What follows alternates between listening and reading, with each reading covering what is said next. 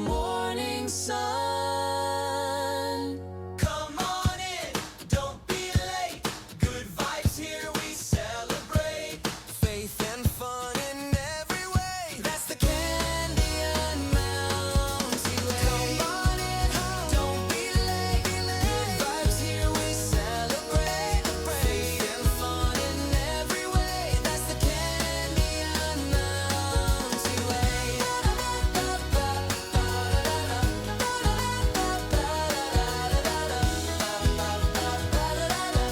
The Canyon Mountain Way.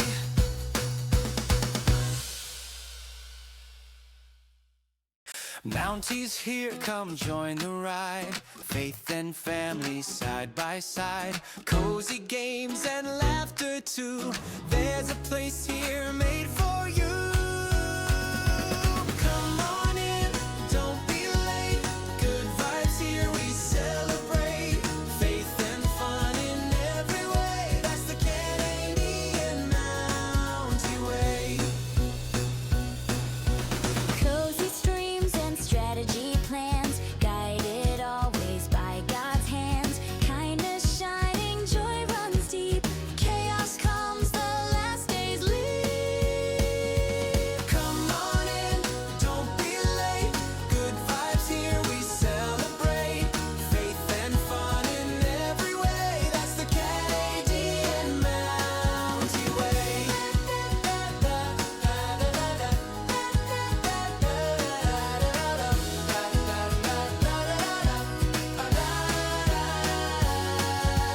Cozy dreams, strategy schemes, family laughter fills the scene. Hold on tight when chaos comes, we still shine like the morning sun. Come on in, don't be late. Good vibes here, we celebrate. Faith and fun in every way. That's the Canadian Mountie Way. Come on in, don't be late. Good vibes here, we celebrate. Faith and fun in every way. That's the Canadian Mountie Way.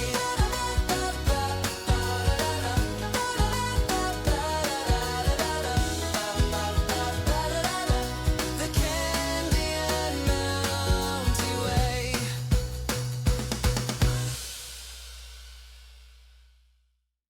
Mounties here, come join the ride. Faith and family side by side. Cozy games and laughter too.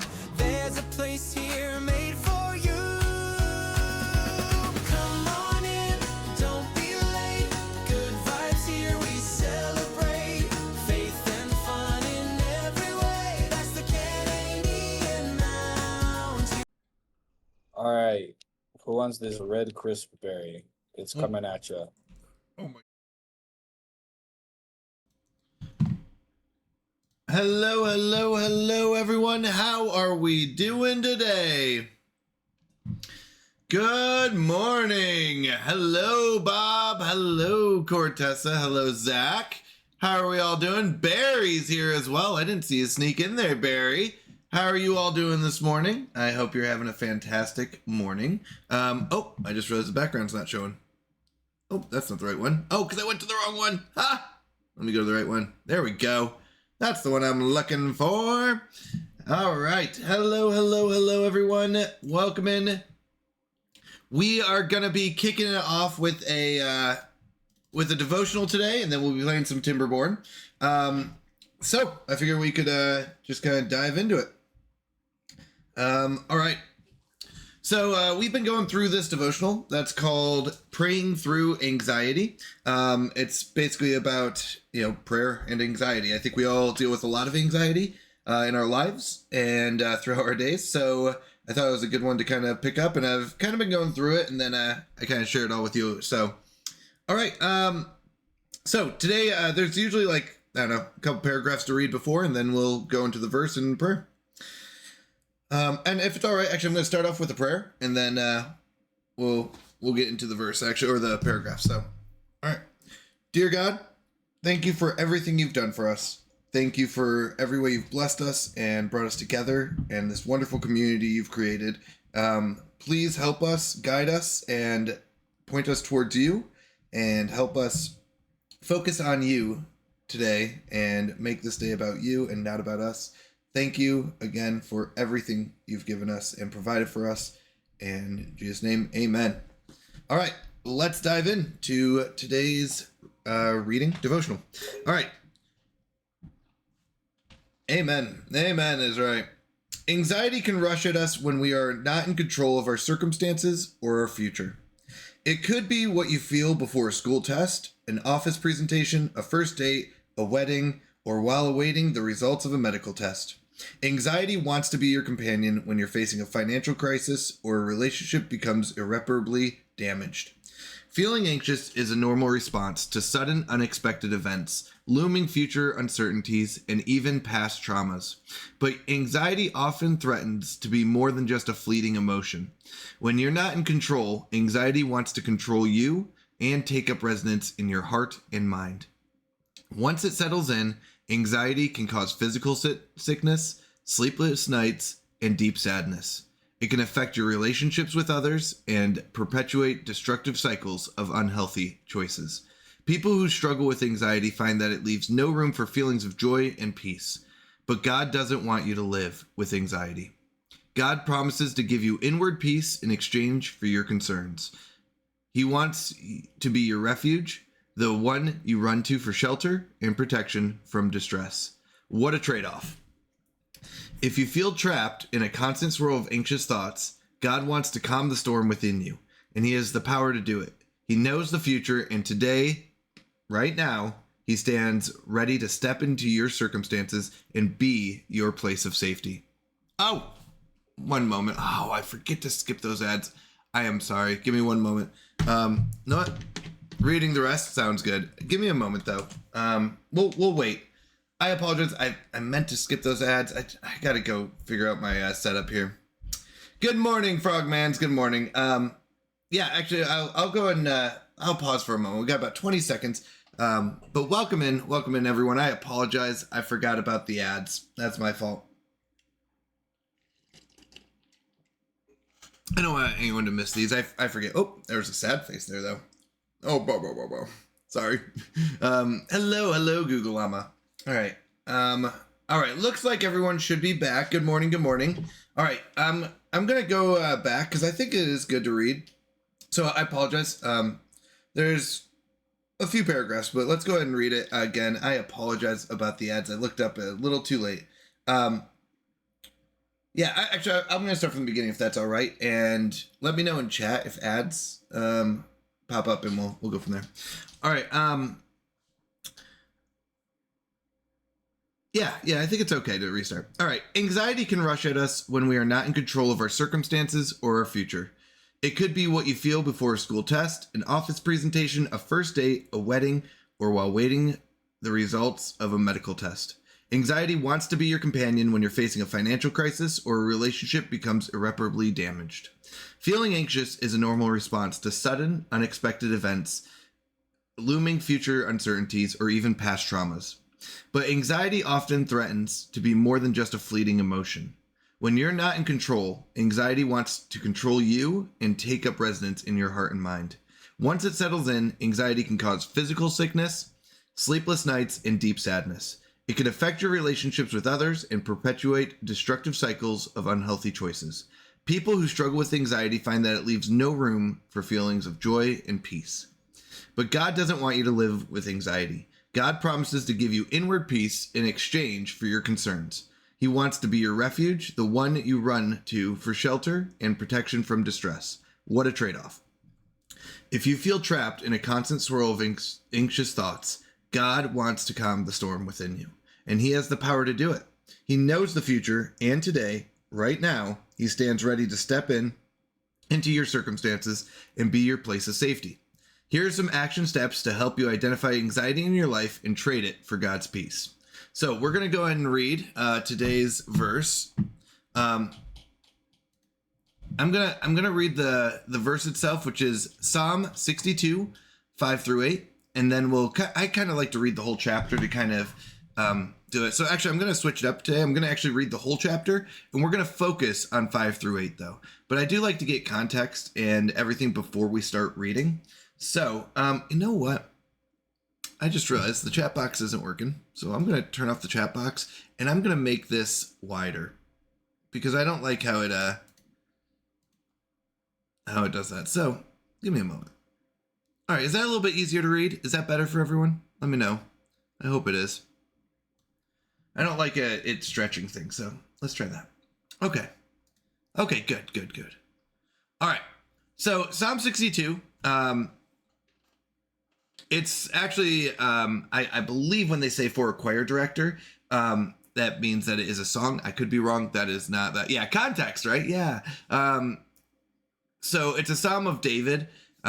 We talked about David yesterday a bit, but I think David really is inspiring. He goes through good times, bad times. He makes mistakes. He does a lot of good and bad things, but he's definitely a true way that we can see our walk with God and how we should be, hopefully minus as many mistakes, but that's kind of how it goes. I mean, we all make mistakes. So we kind of can watch that. And so this is a Psalm of David.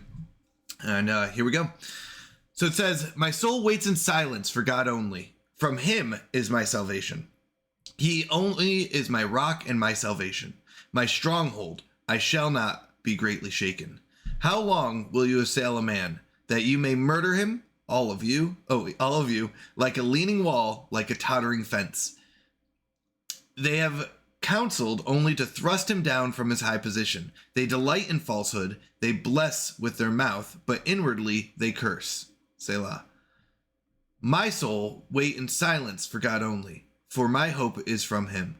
He only is my rock and my salvation, my stronghold. I shall not be shaken. On God, my salvation and my glory rest. The rock of my strength, my refuge is in God. Trust in him at all times, O people. Pour out your heart before him.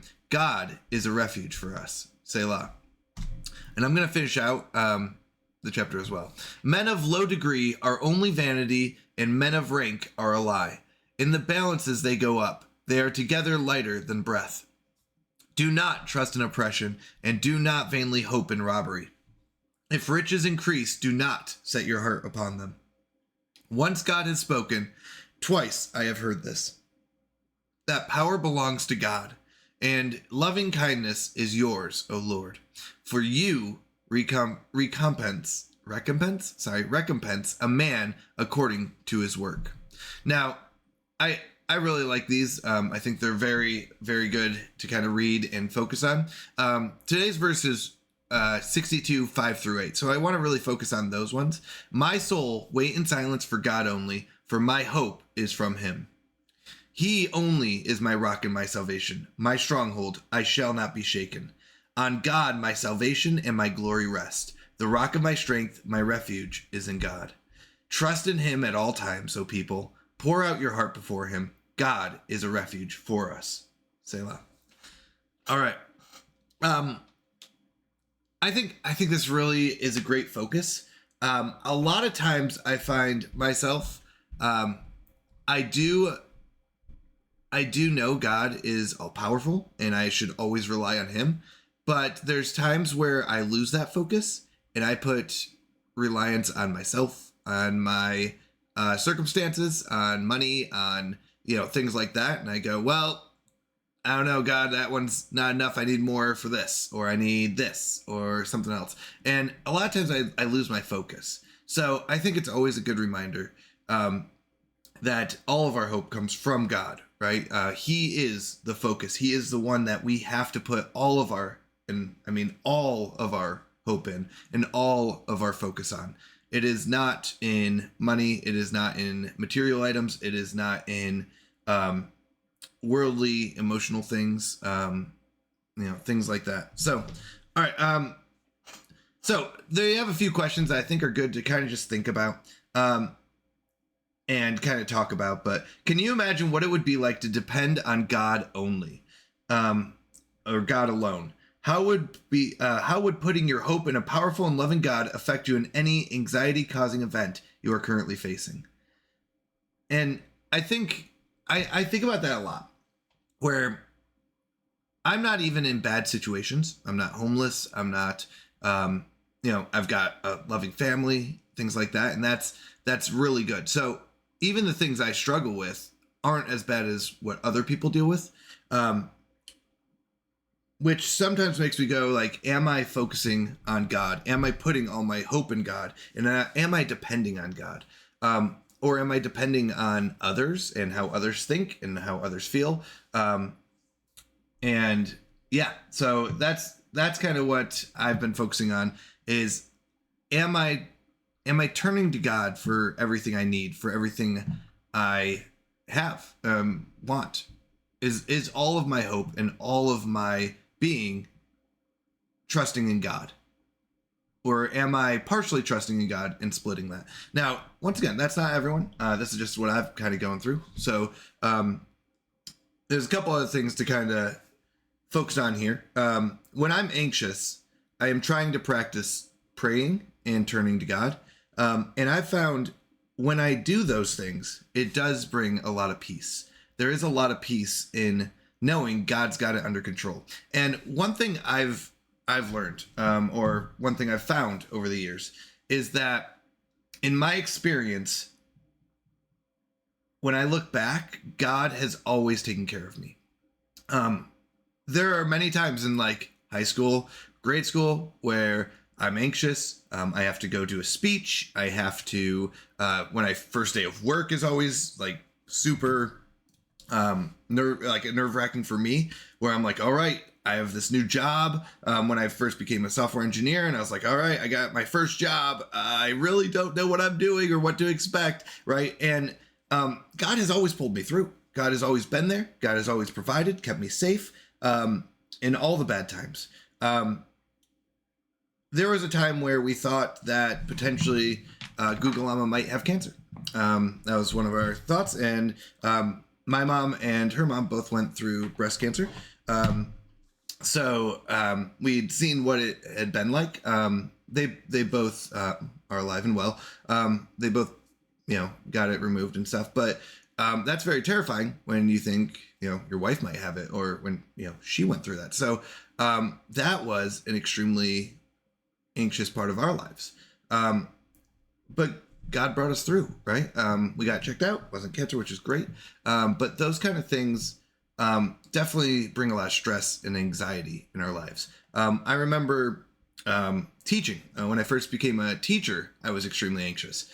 Going in front of 27, 30, I can't remember, 30, 40 kids, I can't remember what it is, but in teaching them how to do web development is very nerve-wracking to me, right? And it makes me very nervous. But you know what? God took care of me. I've had amazing years working as a teacher who teaches web development, and he's always been there for me, always provided for me, and always brought me through. So it's one of those things that for me, it's turning to prayer and also recognizing that he's always been there for me. And if you look at my past experiences, it's like, wow. There was a time, I'm going to tell a quick story,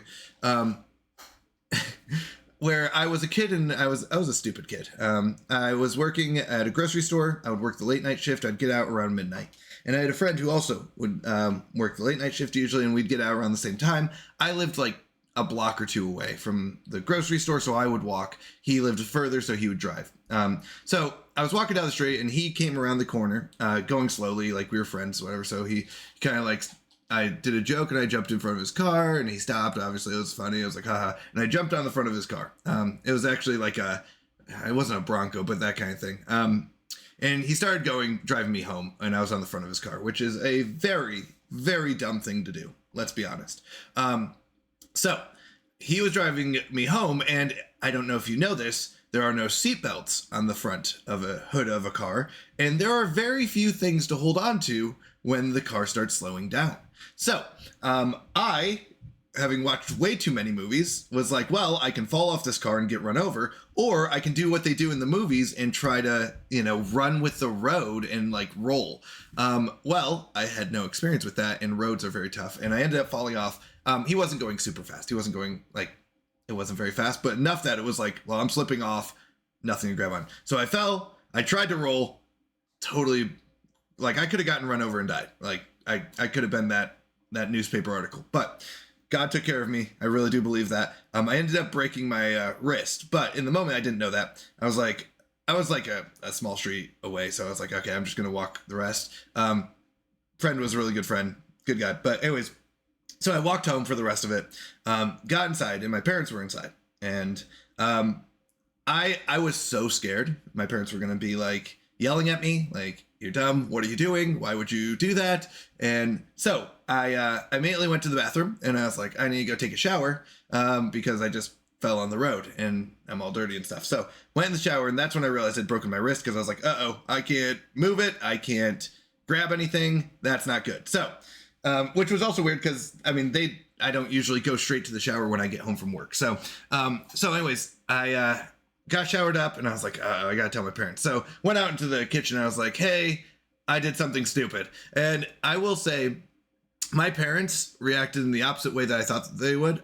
They were not angry and upset. They were very caring, especially for something that, when your kid rides on the front of his friend's car and then falls off, that would be like one of those moments where you'd be like, what were you thinking? That's obviously a dumb thing. But they were very caring. And it's one of those things where, one, God took care of me, kept me safe. I broke my wrist, but that could have been a lot worse. I could have definitely died by getting hit by a car, or the car that I was riding on.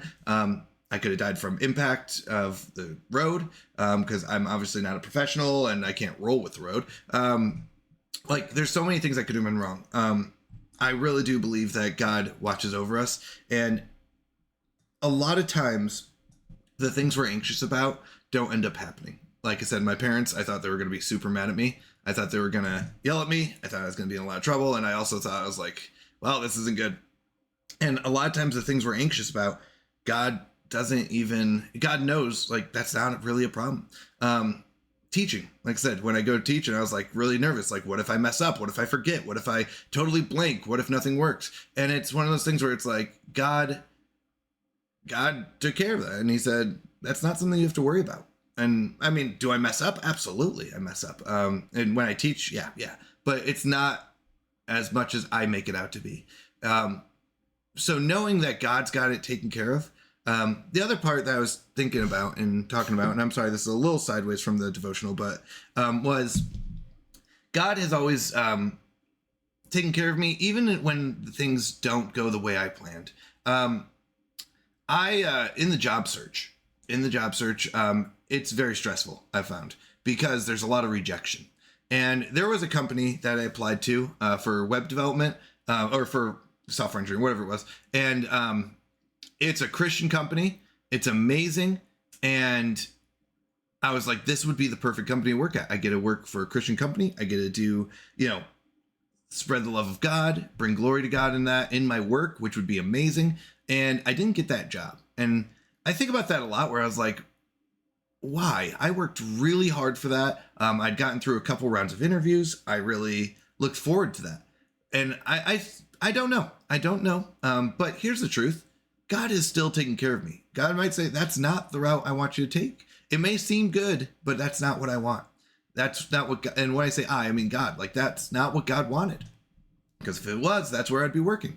And it's I think about money a lot. That was a good paying job. It would have paid all our bills. It would have been great.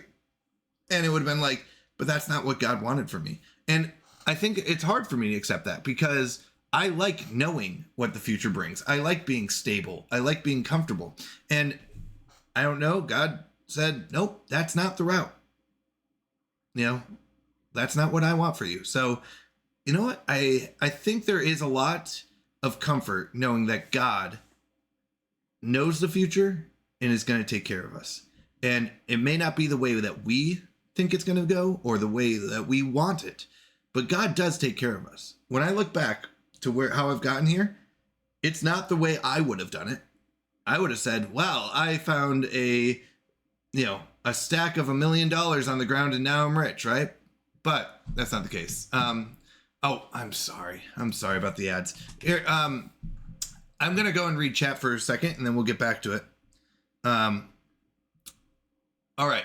Hello, Mountie. I'm currently streaming But I wanted to say hello. Hope everyone is doing well. All right, let's go. Captain is live. That's awesome. Everyone go give Captain a follow, send him some love. But this is just during ads. So we're taking a 30-second break here real quick. I'll be there. So we're catching up, then we'll get back into it. My aunt was killed that way. She hopped on a hood of a car and he gassed it joking and it killed her. Oh my goodness, that's so sad. Yeah, that could have been me. Easily that could have been me. It was a bad move. And it was a joke, but bad joke. All right, Mac brings up a good question. So Mac says, how do you learn to trust God again after years of bad influences, claiming to be living a Christ-centered, but obviously not actually living one? How do you start over as an adult with no frame of reference from the people around you? I think that's a great question. Surrounding yourself with Christians, I think, is really important. It really is. And the right Christians. And recognizing what that is. I think also, for me, and this has been tough, I don't read very much. So reading the Bible and really diving into the Word of God and seeing what it says to do has been a game changer for me. That is the things that help me frame what is morally right and what I should do. I've been very blessed with having good influences. My dad became a preacher, and he's always been there for wisdom, which is guidance of what is right and wrong. And I can always turn to him, and I find that super helpful in my walk. And having someone there like that is so important. Finding someone, and it doesn't have to be a relative. That can be a member of the church, a pastor, a friend that's, that follows God, things like that. I've found a great Christian community on Twitch. I've met a lot of my friends through searching through Christian Twitch channels. It's why we're doing our devotional today. So surrounding yourself with other Christians is very important. Now, trusting God, please note that is not God who misled you. There are a few foundational things that I believe we should do to see what God is telling us. Praying is another one. So reading your Bible and praying are two of the most important ones.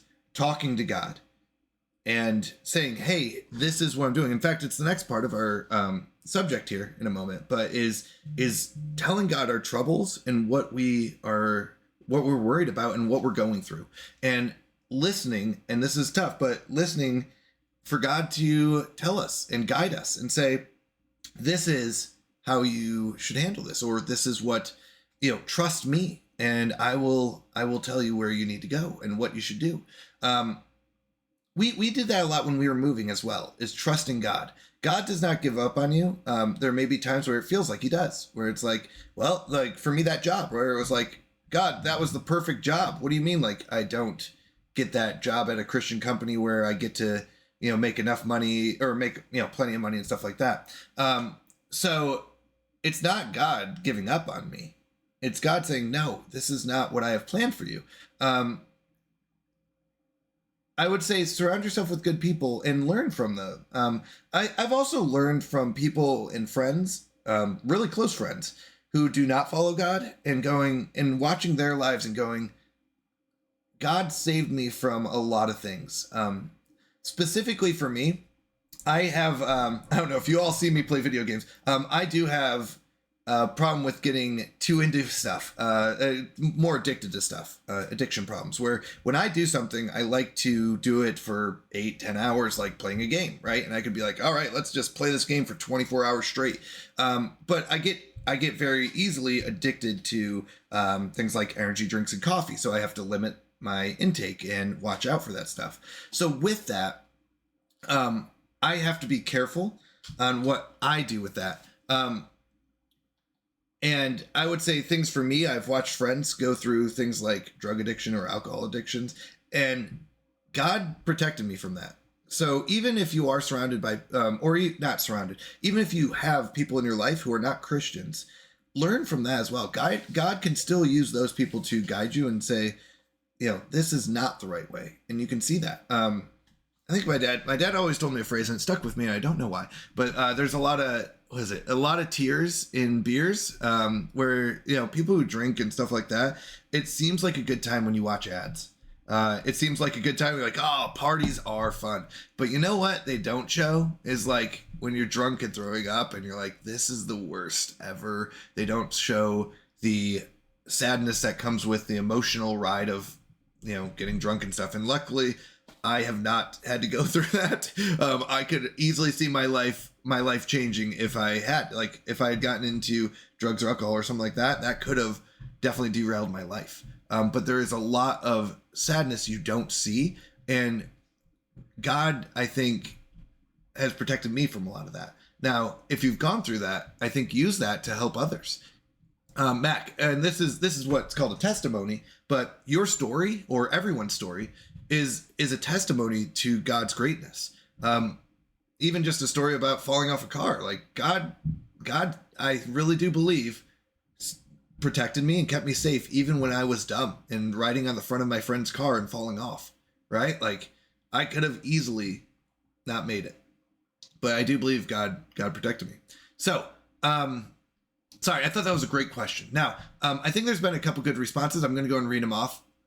Captain said, from my experience, God won't ever give up on you. Sometimes we stray from him, but even then he is always waiting with arms wide open to welcome you back. He understands that it's not always easy and some people have rough times. I found that when I needed him most, I found myself right back in his arms. You have to talk to him in private as much as possible and knowing he loves you no matter what. Yeah, prayer is so important. And God is looking out for you. Trusting that though. I think there's another thing I talk about a lot, but there is a lot of faith that comes with Christianity. Everyone has to put their faith in something. Atheists are known for putting their faith in the Big Bang and evolution and stuff like that.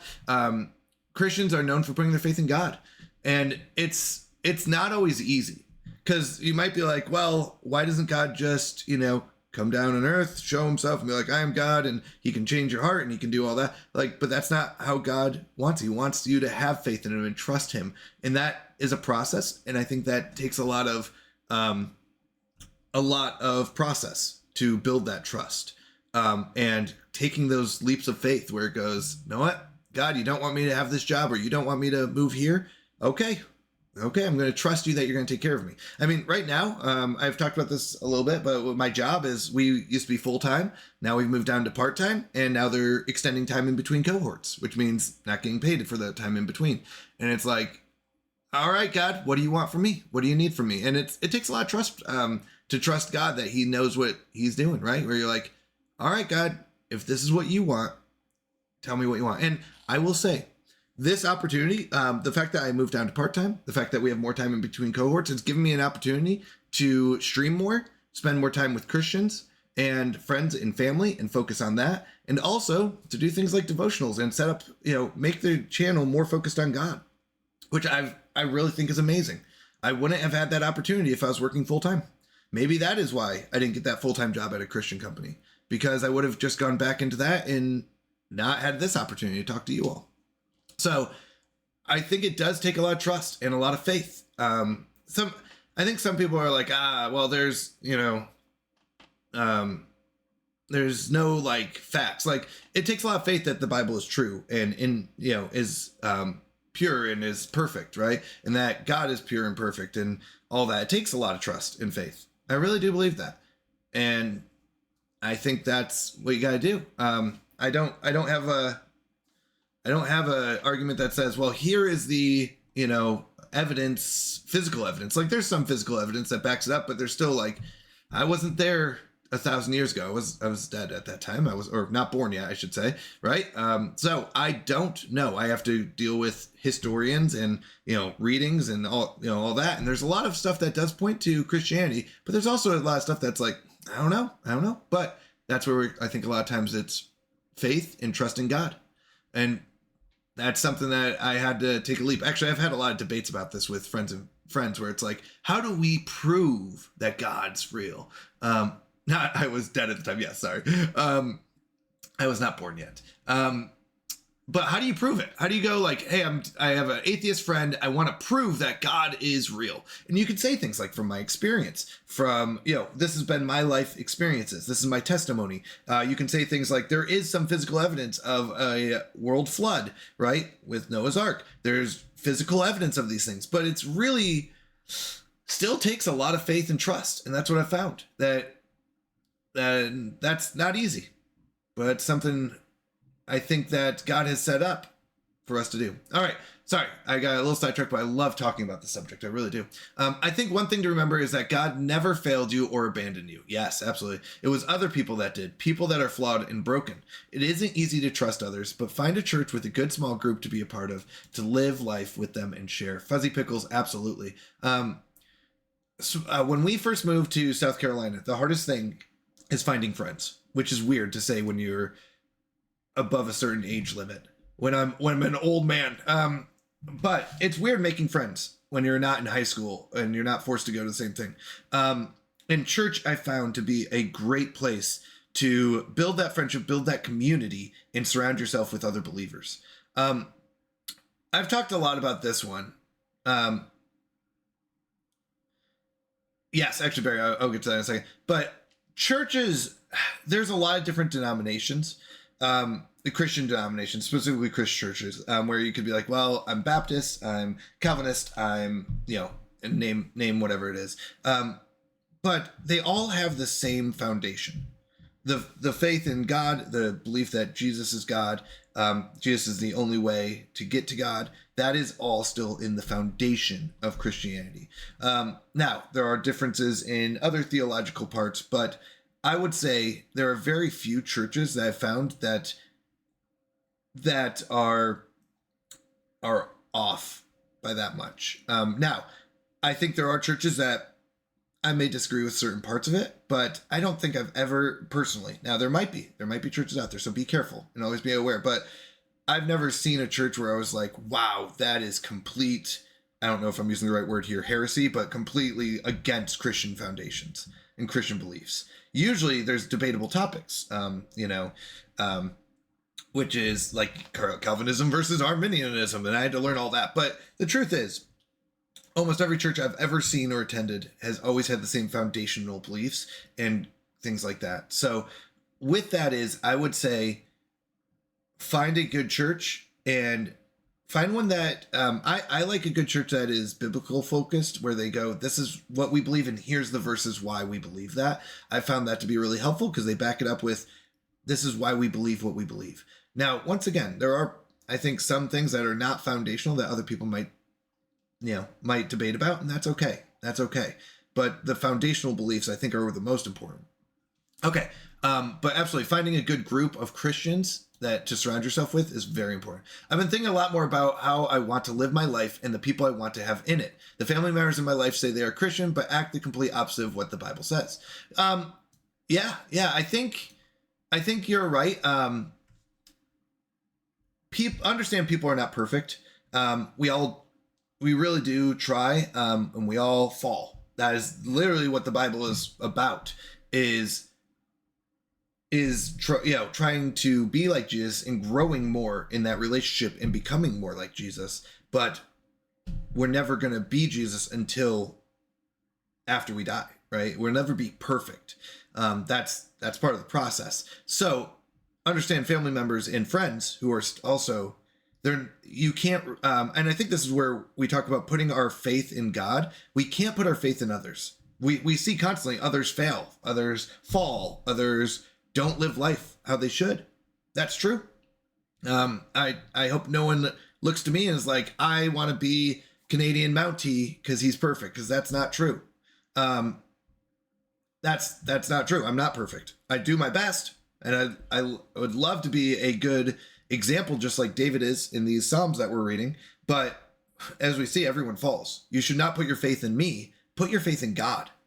Put your faith in what God says and point to him, not others, not me even. Put it in God. God is the way. And you might say, well, how do I do that? And I would say, read your Bible, pray, meditate on the word of God. Think about, what is it telling you? How is it telling you to live? Right? What does it say? what is right, what is wrong.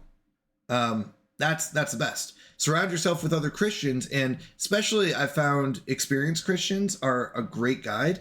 I've got a couple friends. There's one friend, especially in my small group, that I really enjoy talking to because of his experiences, what he's gone through in his life, and I really trust him. Is he perfect? No. But you know what? He's learned a lot over the years, and I've really found that to be helpful. But yeah, God is perfect. That is what you need to focus on. And how to live your life should not be based on what other people do or even say, really. It should be about what the Bible says. Now, if you want to, I think even most Christians will agree that they're not living a good or perfect life, even a lot of times. And when I say good, I mean that we're always good. Like we are, I think almost every Christian I've talked to knows we're all flawed, and we all make mistakes, and we all have those problems that we deal with. So I agree. That's going to happen. All right. Sorry, I am behind in chat because I love talking about this, and I do want to get to everyone. So it's important to know that even if you don't have a flock or group of people to lean on when you're trying to find your way back to God, no means does that mean he's not ready for you to come home. Joel 2:12 through 13, and I'll read that in a moment. Call for repentance and return to God's ways, promising grace, mercy, and pardon to those who turn back. Absolutely. Yeah, even now, declares Yahweh, return to me with all your heart and with fasting, weeping, and wailing, and tear your heart and not your garments. Now return to Yahweh your God, for he is gracious and compassionate, slow to anger, abounding in loving kindness, and relenting concerning evils. Yes, absolutely. I would say Bible and prayer are a great way to start. And then finding a church, I think God does call us to fellowship with other Christians and come together. So with that I think there is that call. And that would be where church comes in, and small groups. I think small groups are perfect, where it's a group of people usually in the same life situation as you are in, going through life. They say this a lot, but so it's kind of become this like joke kind of, but living life together, right? Being friends, living life, and sharing good times and bad times and hard times and what you're going through. I found that with my small group. It's great to be able to be open and say, look, we have 2 kids. I get frustrated. I get angry. I don't do well with kids a lot. When I have to put eye drops in their eyes, it's very frustrating. It takes 20 minutes for something that should be 2. But they understand. They've been there. They understand that frustration. They understand the patience that takes, and that we all get frustrated and upset. But yeah, I feel like I want to have a relationship with God, but I don't have good examples in my life. Growing up in the church, it always felt like a chore and an annoyance and something I was forced to do every Sunday. Well, yes, that is a big moment. And actually, that is a big moment growing up, where it turns from being a chore, because I agree with you. It was something where it's like every Sunday I had to wake up early. I had to get ready for church. I had to go to church. I didn't really want to go, but my parents made me and stuff like that. But you know what? It was good. I think it was still good for me to go to church and see what that was like. Oh my goodness. I'm sorry about ads. I'm sorry. But I think it is good to get those steps in. I call them Christian steps in, where you get into the routine of this is what I should be doing. Now, later on, I think a lot of times is when we realize, oh, that's why it's so important to go to church, and why it's so important to read our Bible, why it's so important to pray. Because when we grow up, we start going through those hard times that we go, oh, this is what they're talking about when they say you need to turn to God. This is what they mean when they say when you're anxious, you need to pray. This is what they mean when they say, reading your Bible and figuring out what God wants in our lives and what is good and what is not good is very important. So that would be where it turns from a chore and an annoyance. Because I agree with you. That's how, when I grew up, I was like, oh, I don't want to wake up on Sunday. Oh, I don't want to do all these events. And, even sometimes as an adult, I get that way. But the truth is, it goes, no, this is why it's so important. Because this is how we deal with things like anxiety, stress, guidance on what we should and should not do. I don't like the idea of going to a church and feeling out of place. I've never felt safe and comfortable in church to be who I am. I would say there's a lot to that. When we first came, we tried out a bunch of churches. It's totally fine to try out different churches and find one that you are comfortable in. The only thing I would say is be careful of trying to find a church. So you should know what the Bible says. You should dive into that. If there's ever a church that goes against that, absolutely.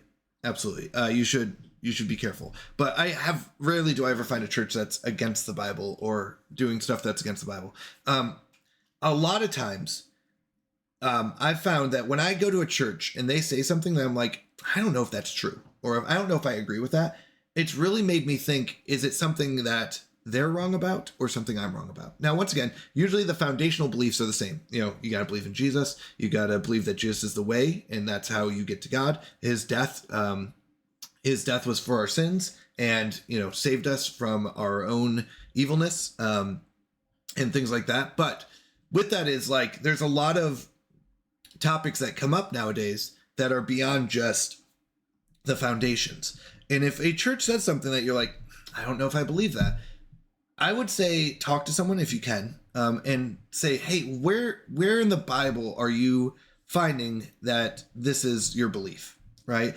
So for me, it goes, there's this idea that, do we have a choice in our salvation? Like, do we choose God, or does God almost force it upon us and choose us? And I would say there's a balance between the two in my experience, but that's for a different day. But with that is, when I go to a church, and the first time I heard that, where it was like, oh, you don't have a choice in your salvation. It's God choosing you, and he will save you. And it's something that really made me think, where I went, how does this work? And how is that affecting me in my walk with Jesus and stuff like that? But with that was it's something that I just grown up with and believed a certain way, and that's where I was like, no, that's what I want. Was it something where I was like, no, I want it to be this way? That's another thing I deal with, where it goes, you know what? it would be really great if this was true, or if I could just keep doing this. This is going to be a little weird, but if I was like, hear me out. What if I, could make $1 million, retire, and never have to see anyone again, and I could just, I could go off on my own? But that's not what the Bible calls us to do, right?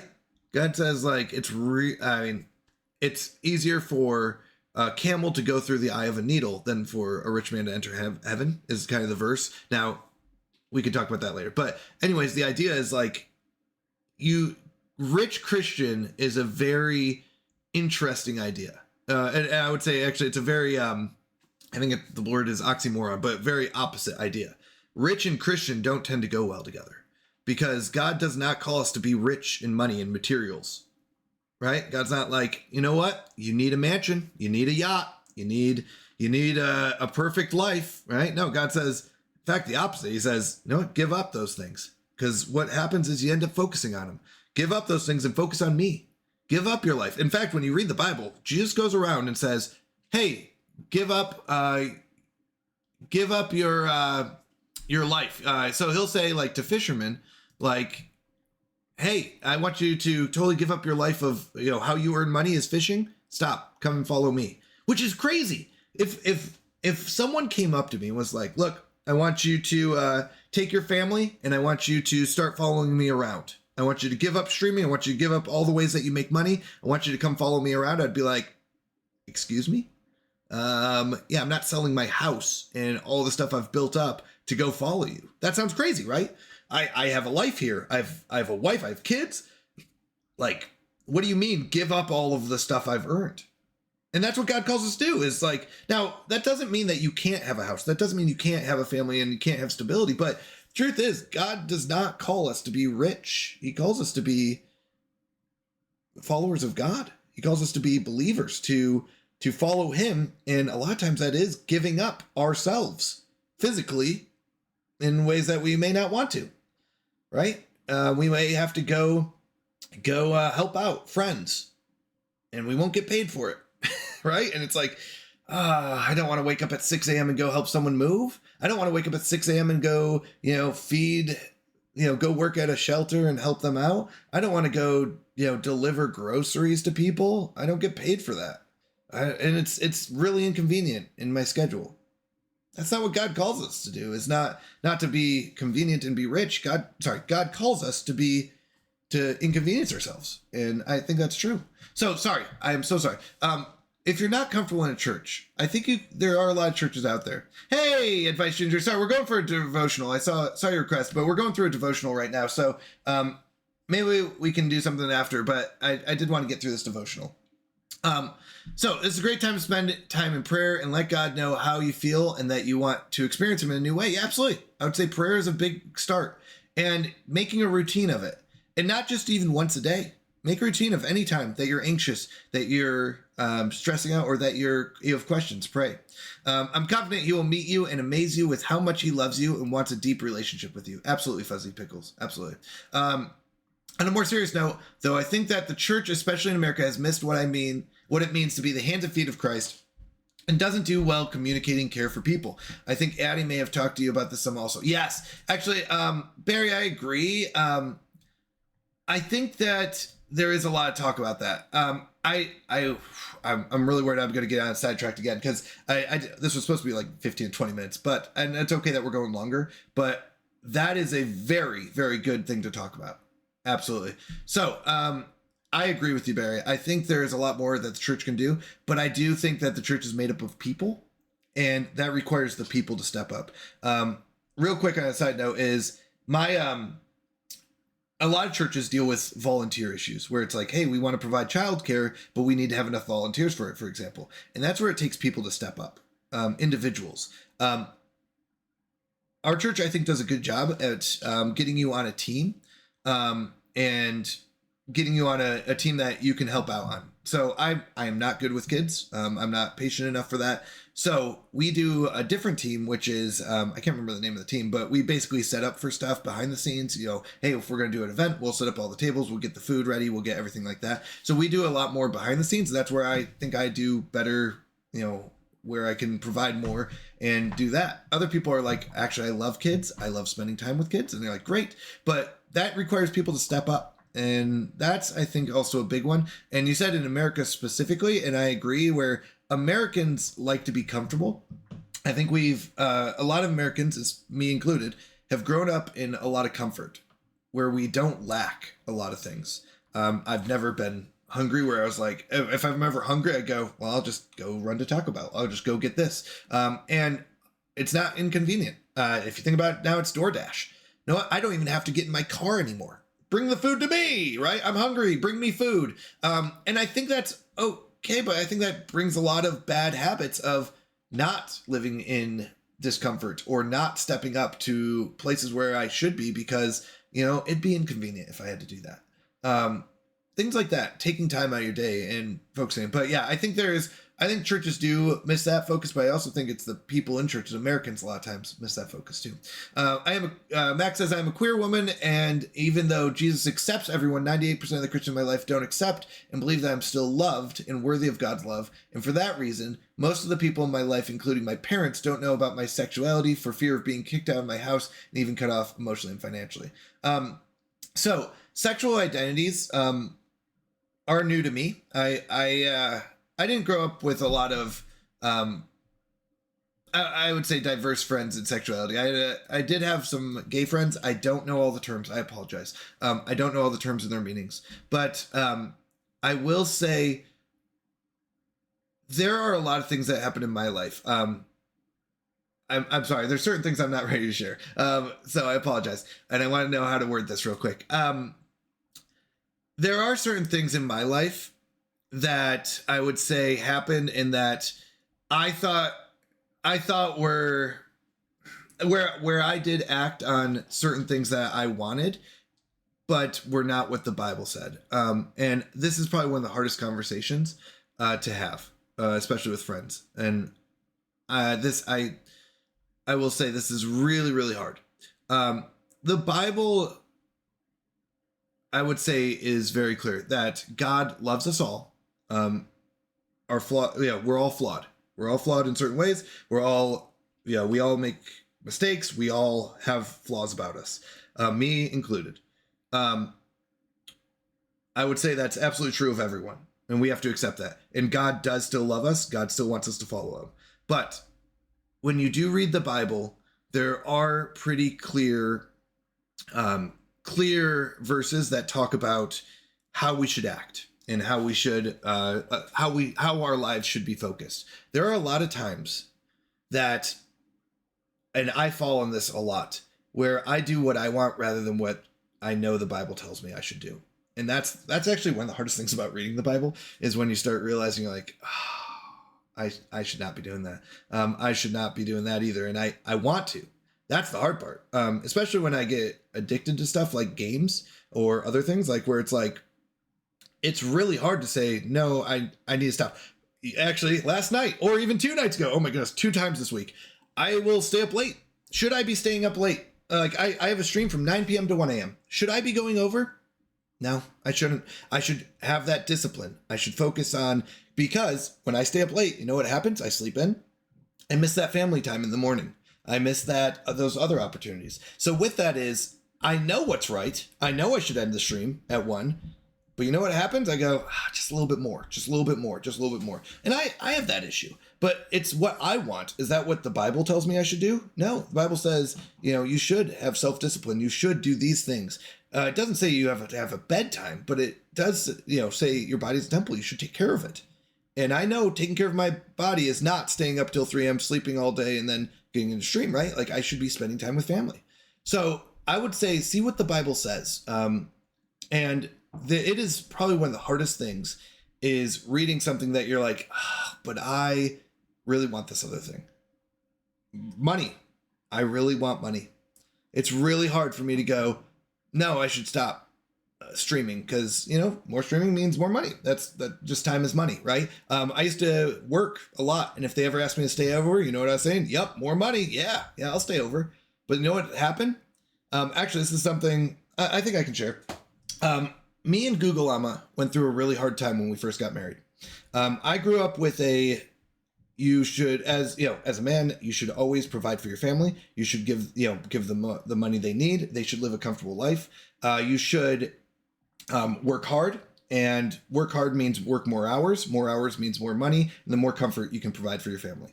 And I missed out on the first 4 to 6 years of my marriage, because I would work 70 hours a week. On my days off, I'd still be working. I would be sleeping until noon. I would basically sleep till 11, work from 12 till about 2 a.m. Come home, play video games for about 2 hours, go to bed around 4, and then sleep till 11, and do that again. Know how much time that gave me with Google Llama? Practically none. Practically none. And that was my bad. You know what? I lost focus on what was important. The Bible does not say you should work yourself to death. It does not say money is the most important. It doesn't. That's the truth. It says, actually, God is the most important thing. And God says you should spend time with your family and focus on them. It's not money that's the most important. But I lost focus of that. And that really hurt. That really hurt my relationship with Google Llama a lot. And that's why I've learned from that, thankfully, and I've seen that. But that's a hard time. I did what I wanted. What did I want? I wanted lots of money. I wanted to make tons of money. I wanted to retire early so I could spend time with family. But that's not how it should be. Give me a second. Let me snooze this one. So I think reading the Bible, reading what it says, that's what you should do. And it's not easy. It is not easy. We're here for you. Please let us know if you ever have questions. If you ever want to talk about it. I will say the Christian community is very open, and I'm very proud of them. Yeah, that's what I would say. It's not easy, though. Being a Christian is not easy. And not always like physically hard, where it's like, oh, I got to lift heavy stuff. A lot of times it's self-discipline and emotionally hard. Where we go, but I really want this instead. That's ourselves. That's our old nature fighting against what God is telling us we should do. Sometimes it takes time to find the right church fit for you. Even if the church is biblically sound, it might not be the right one for you. When we moved to South Carolina, we tried several different churches before we found one where we felt we fit in. Absolutely, Google Llama. Yeah, try out different churches, but just be careful of figuring out if it's something you want or something the Bible is saying is right and wrong. Barry, I'm sorry to hear that, Mac. that is not how I believe Christians should be acting. Is poor reflection of Jesus as I understand him from the Bible. Yeah, no, Christians should be loving. Absolutely. I'm sorry if I didn't focus on that as well. Christians should be loving no matter what. No matter what. It's not the person, it's not your actions, it's not anything about you that should ever cause rejection. There should never be a rejection there. We should always be loving. I was actually just getting on my soapbox last night to my students about Ephesians 6:12, reminding them that Christ died for all people, and God loves and wants all to know him and have a relationship with him. We fight against the enemy, the devil, and the dark forces in this world, lies and manipulation, but never people. Absolutely, Barry. Absolutely. Absolutely. Romans 16:17-18, Paul advises to watch out for those who cause division and create obstacles contrary to the teaching that you have learned. Avoid them, because they serve their own desires and deceive others with flattery. Absolutely. The verse is, now I urge you, brothers, to keep your eye on those who cause dissensions and stumblings contrary to the teaching which you learned, and turn away from them. And by the way, if there's ever anything I say that is incorrect or wrong, I apologize. I really do pray that God helps guide my words to you and helps guide me in what I say and how I act, so that I do point them towards God, that you all come closer to God and that we all come closer to God. I'd say even me included in this. So if I ever say something that's incorrect, please do not feel bad correcting me, and we can talk about it. Absolutely. Fellowship is very important. Absolutely, Frogmans. Absolutely.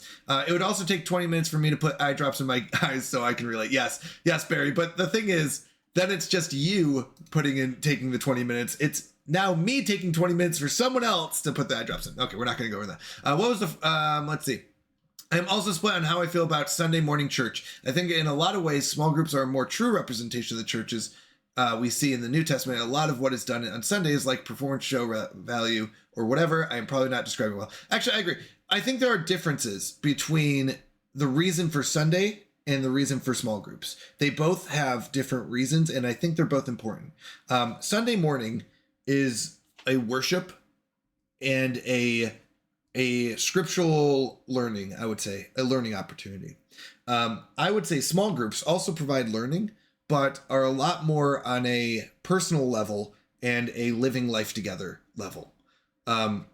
Sunday mornings, I don't think they're for the personal level as much, where you don't go, oh, I am getting to know these people more on a foundational level, and we're living life together. But that is what I would say, is that I think they both have different reasons, and I think they're both important.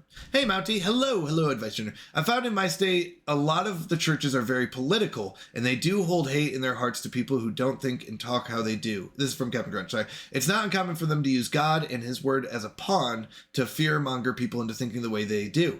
His word has and can be taken out of context, but sometimes a strawberry will go bad and the other will be fine. I interpret that as sometimes you have to sort through the bad strawberries and find the ones that are sweet, ripe, and right. Absolutely. Everything that is said, I think you should go back to the Bible and say, what does the Bible say about this?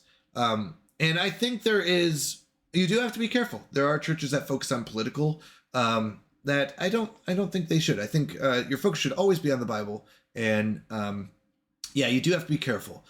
Fear mongering is a strategy that some people and some churches use, and you have to be careful of that as well. But a lot of it says, what does the Bible say for me? What does the Bible say about this? What does God say about this? No worries, shoot me a message when you're done. All right. Of course there is the people side where it's on the people, but there is also an aspect of what is communicated as the expectation from leadership. Are they challenging people to serve more? Are they celebrating members who are serving, etc.? Absolutely, Barry. Yep. It's both the church and the people. You're absolutely correct, Barry. Yep. I'm sorry if I was misunderstanding what you were just saying about what the Bible says, but are you saying that the Bible says that I can't be gay and I'm giving into my human desires and not what the Bible says? Again, if this is not what you meant, please forgive me. I would say, so once again, I'm not an expert in this. So if I say something incorrect, feel free to correct me. But the Bible is clear on actions, and being gay, I know the Bible is very against. And I would say there are a few things that go with sexual activities and sexual relationships, and relationships on a sexual level. One is there's an emotional side to that, and there's an action side to that, a physical side.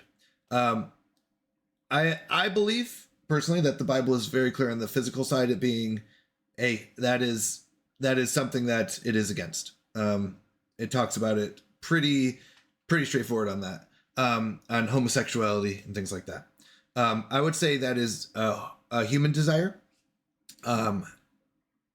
That it is something we long for, and a connection we long for. It does not mean, it does talk about actually being single as well. And that it is right for some people in that way. Now, that is very tough. And once again, I am not a professional or anything in that way. Oh my goodness. That was not a good time for an ad. But anyways, with that is, what I've read, it is against it. I think there is a longing, an emotional connection that we long for. And it is I think that's a way bigger conversation than is able to be had in this kind of, yes. Yeah, I agree. If it's okay, I would like to talk about that on the side with you, Mac, on a more personal level, if that's okay. And we're not in a stream, if that's okay. Barry, I would love to have you there as well. I am not a professional, I think, honestly, or a perfect person. This is once again coming from what I believe, but I would like to talk about that more. I think it's good to discuss these kind of things. But yeah, that is one of those things where it is a big topic. It is a very big topic, especially nowadays. So sure, feel free to DM me or drag me into a call. Absolutely. Once again, it would be off stream, but I am so glad you brought this up, Mac. This is something I like talking about, because I do want to get down to what I believe and why I believe it. And that's a lot of times when I hear something in a church or somewhere else, that's what my question is what do I believe and why do I believe it? And what verses in the Bible are backing up what I believe and why I believe it. So yeah, absolutely. I do apologize. This has been a great talk. I really do love this. But I do apologize. I did get sidetracked from the anxiety talk a lot, but I think it was great. I really do. I do think this is amazing. Let me finish up the devotional. I'm sorry that this has gone over an hour, but I will tell you, I've really enjoyed this and I've learned a lot, and I appreciate all your patience with this. All right. Let me read once again Psalm 62, 5-8, so we can focus on what today's reading was about, devotional was about. I will be there if Mac would like, or I could have Addie join instead. I don't want to insert myself. No, absolutely, Mac. Barry, absolutely. I would say I would invite any personal friends that would like to join that conversation. Absolutely. And whatever Mac would be comfortable with as well. That's the big thing. It should be a comfortable conversation, someone that you trust, and that things like that. So I agree, Barry. But once again, Mac, this is up to you, not to me. All right. So Psalm 62, 5-8. My soul wait in silence for God only, for my hope is from him. He only is my rock and my salvation, my stronghold, I shall not be shaken. On God my salvation and my glory rest, the rock of my strength, my refuge is in God. Trust in him at all times, O people, pour out your heart to him. God is a refuge for us. Selah. The psalmist urges God, so this is kind of from the reading. The psalmist urges God's people to tell God all of their troubles. Have you done that? What are you promised in return for putting your trust in God?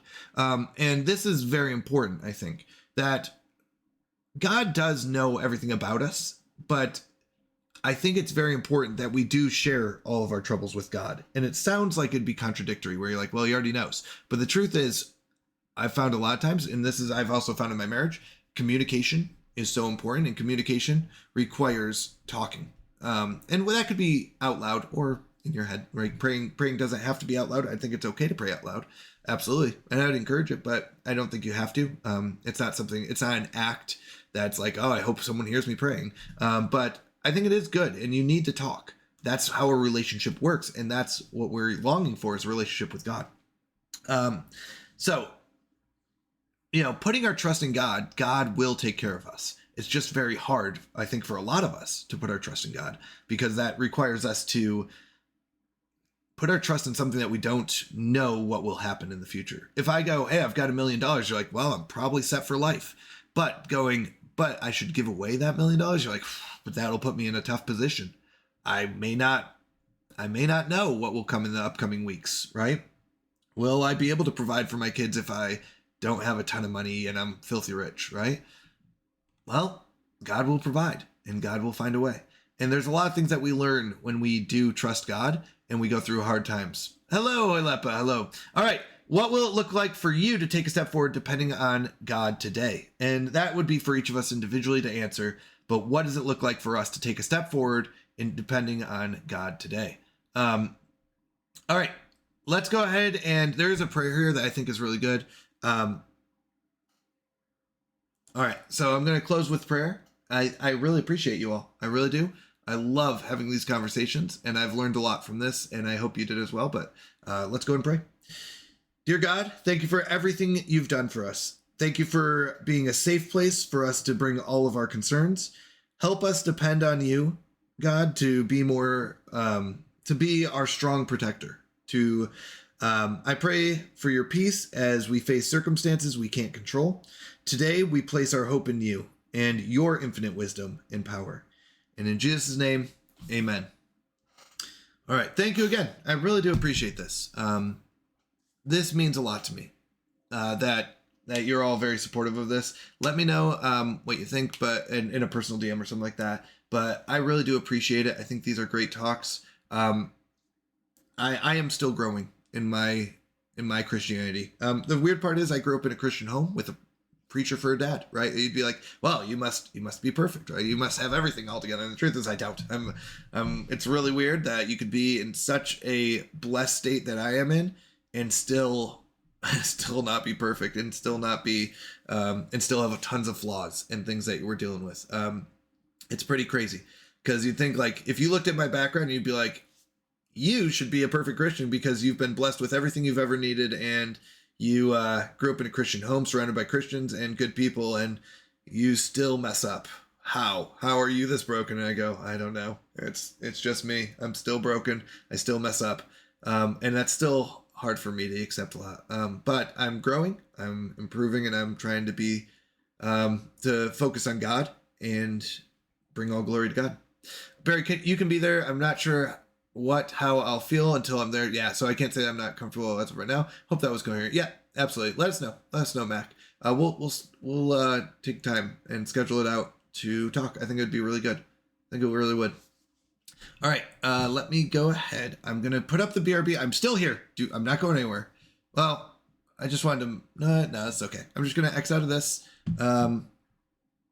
Cool. Actually, that did work. Totally fine. In game. Okay, let's jump over some Timberborn. Give me one moment. Bring up Timberborn. Animal Shelter 2? There's a game where you can run an animal shelter? Hear me out, chat. Maybe next week's mystery game, Animal Shelter. Oh, Captain, I was lurking. And I noticed you finished up your stream. All right, thank you again. I really do appreciate it.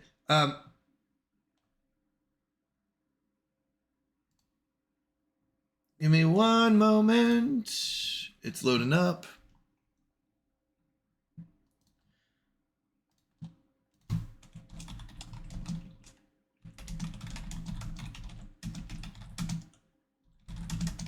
Let me send a message to the Advice Ginger. I know he's streaming right now.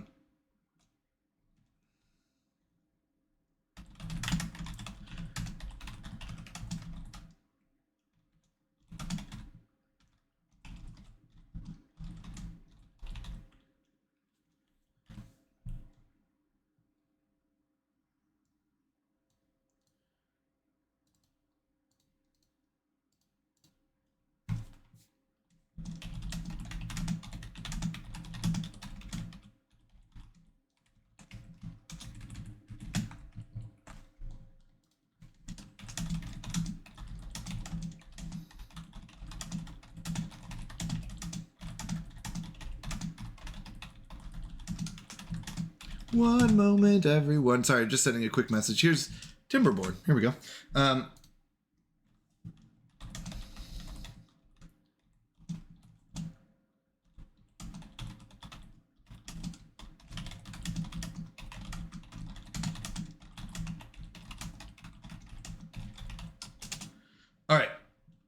we're going to load up. We are doing the Underdark map, which Kenderfrog made. All good. When the actual call comes in, call comes, down, sorry, for you to kick me in the moment or any time. Absolutely. I'd feel the same way. Or just say you'd rather be Addy. I know y'all have talked a bit more. I don't ever want you to feel like you're in a situation you don't want to be in. Absolutely. I agree. Same with me. If you're like, actually, I don't want you here. Totally fine. Also, I'll be lurking mainly now because I got to prep for my presentation today in 2 hours. Let's go! Barry's gonna rock it.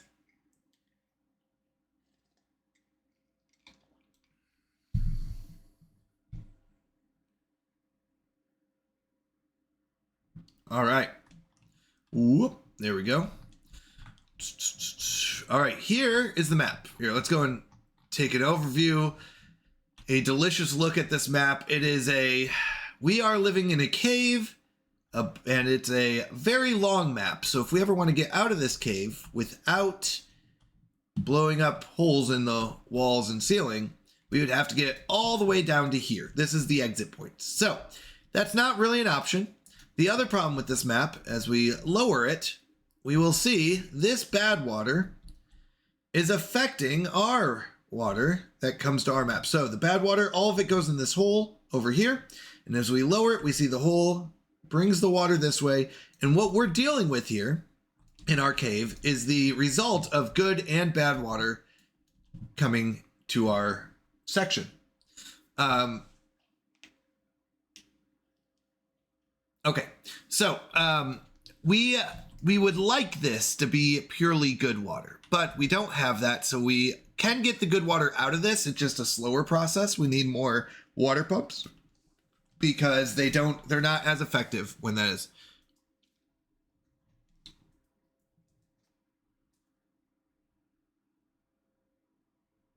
Okay. All right. So we need to make sure we're surviving. We haven't had any beavers die of hunger or thirst. We do have 2 contaminated beavers because this flooded a little bit and went over the edge, and that wasn't good. So we are trying to get it to not do that, but we're having issues. Now, our solution to this map is not to go all the way to the other side of the map. Our solution that we've found is to tunnel and cause this water source over here to become our new water source. We want to bring this water source, which starts here on the left and makes its way all the way to the other corner. You'll notice it weaves all the way down to this corner and then comes back to us. We would like it to have a shorter path. So we are going to have to blow up some walls and do some tunneling. And we're going to try to get the water to come out this way. Now, we don't want to flood our beautiful little town here. So we're going to build some walls here that will contain it and keep it from flooding. Okay. So that is our solution to the water source problem. Now, with that, we want to figure out if I could, I would like to completely block up this source. Okay. Sorry, I wanted to see if that was to me or not. Nope, that wasn't. Okay. Would like to block off this bad source coming in and redirect this good source to fill up our watering hole here. Okay. So that is our goal. With that is meaning I need to get to tunnels and dynamite. Now we did get the explosive factory researched. I now need to research dynamite and tunnels. These are the 2. So I need 2,600. Tunnels are the big one. Tunnels will be the big one because that'll be 2,000, but that will at least get the water source flowing towards us. And then dynamite will allow us to dig down here and go underground to get us the water source here or over here, wherever we want to get it. So we are going to do eventually all those. So next up, we need 2,600 or 2,000 and then a 600 science. So we're going to keep our scientists running. Currently, we are short 4 beavers.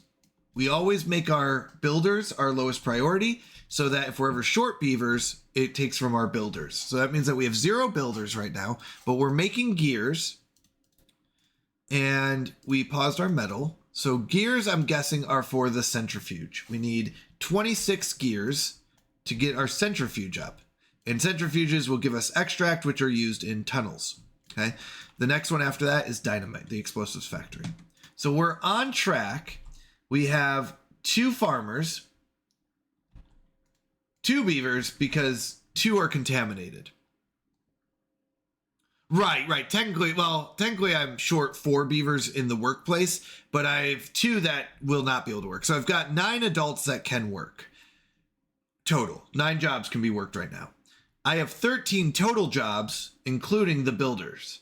So the fact that I have 9 adults.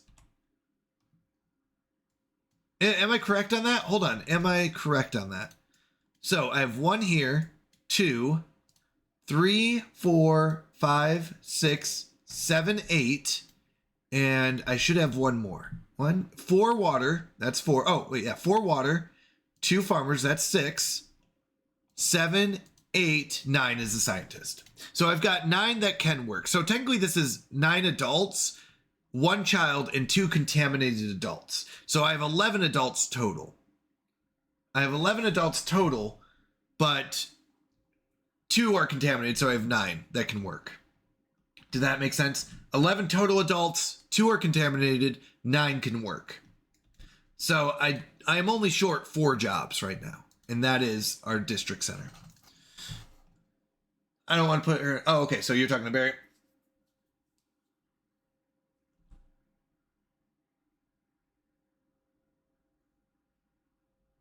All right. So the contaminated, I think the beavers live to about 51. So this one should have about 2 more days. This one will be contaminated for a long time. Okay. We have a drought coming up. We have 526 water. Preferably if we only had 10, which we have 12, but if we had 10 beavers, then we would be able to, what is the numbers? I think 750 food. Let's see, 10 beavers, 2.5 food per day times 30 days. 750 food would keep 10 beavers alive for 30 days. 30 days is the max that a drought can go up to, or a red tide. That's why we use 30 as our number. If we had 10 beavers, they drink 2 water a day times 30 days. That would be 600 water. So if we can get 600 water, technically we can survive a 30-day drought or red tide. Now, obviously we don't want to have to deal with that, but that is what we're dealing with. This is mostly red, so it's starting to kill off some of our crops. Chaoticus, thank you so much for the lurk. I appreciate it. All right.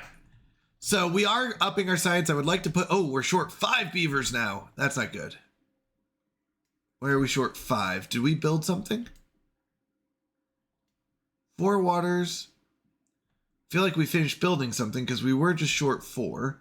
We have 9 adults still. What did we build?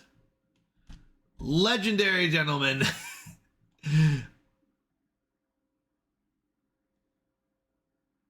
Welcome. Thank you for the shout out. Of course. I'm glad you're here. And thank you, Barry, for doing that. Where am I missing a job? 3, 4. I wonder if I built like a metal extractor somewhere. Where am I missing a job? I'm going crazy, people. 4 waterers, 2 farmers. Nothing over here. Not this. Nothing there. Nothing there. Nothing there.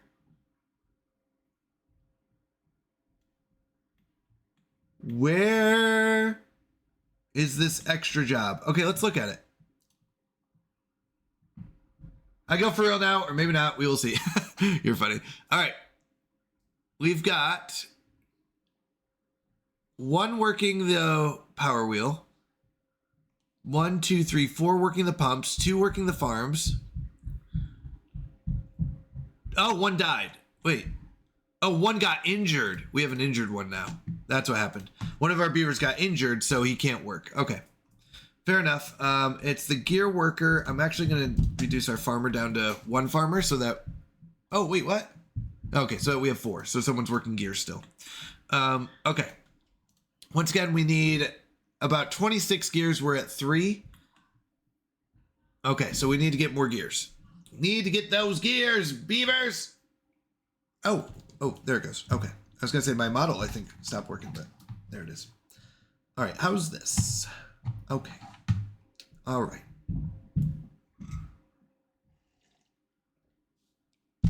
All right. I do like to have, okay, we have like 400 berries. That's pretty good. We do need to keep these berries alive. This one died out, which is unfortunate. These berries are crucial for us because that is our population. We grow beavers in breeding pods rather than through natural beaver ways, and we grow them with water and berries. So we need water, we need extra water and extra berries. Now, the good news is we only need 600 water to survive 30 days. I don't know how long this drought is going to be, but if it's 30 days, we only need 600 water, so we have extra for the breeding pods if we want to keep them on. That's good. All right. All right. One of our beavers grew up, it looks like. Yep. So now we've got another adult beaver. We even have a builder now. Let's go. We have one who can build. Should I put it back into farming? Yeah. I'm going to put it back into farming rather than have a builder. The builder, there's not enough gears to build this anyways, so it doesn't really matter. All right. The one beaver did die of old age, so we've only got one contaminated beaver now, which is good. Okay, the drought did start, so we're going to go ahead and stop pumping. That's the first thing, so that we can keep some water in here. And we're also going to raise up our floodgate so it doesn't flow back in, because Kender was very evil when she made this map, and she caused this block here. It says water source, but the truth is it's actually a suction source. It sucks up the water. So all of this water here that we have will not go out this way. It will actually start flowing backwards towards the suction source. So we're going to raise up this floodgate to keep the water in here. Now, it's only a 12-day drought, so that's really good. We should have plenty of water and food for that. We do need more gears. We just turned off those 4 pumps, so we got 4 builders now. I am going to turn on 1 berry collector, and I'm going to say let's use some of our wood to build another storage for berries. Berries are very good.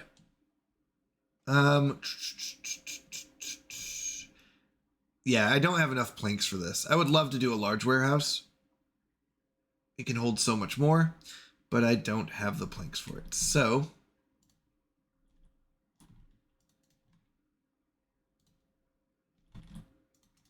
we're just going to do this. And berries are also really convenient because they can, they don't die out for like 9 days. Kohlrabi dies really quickly. So I think it's okay to mark these as berries and try to store up more berries in here. While we still have them, let's keep that. We have some berries over here as well, growing. So we have 3 different sections. We're going to get as many as we can. All right, I am going to actually turn on this one. So I only have 1 builder. I think that's okay. We don't need more than 1 builder. We could do tree collecting. Yeah, let's just do 1 more farmer instead of 2. And let's put them into tree collecting. The builders are only helpful if we have the materials to build with. So hopefully they start doing that. We do have some scrap metal, which is good. We're going to need to create this, but I'm going to need some dynamite to build our little path first, and then we'll build up our walls to keep the water in.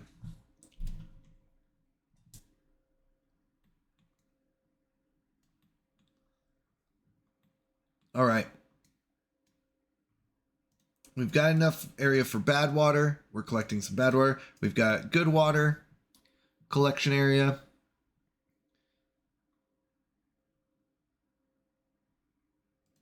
This is raised up, right? Yeah, okay. It looked like it might be flowing out, but I don't think it is. All right, we've got 10 days left in this drought, plenty of water and food, so that's good. Population, we're trying to keep around 10. And the reason for that is because if we go higher than 10, we start, or around 10, but if we go too high, then we're going to start losing food and water, too much food and water, and we won't be able to keep up. I don't like running a low population, but the truth is right now we need that. All right.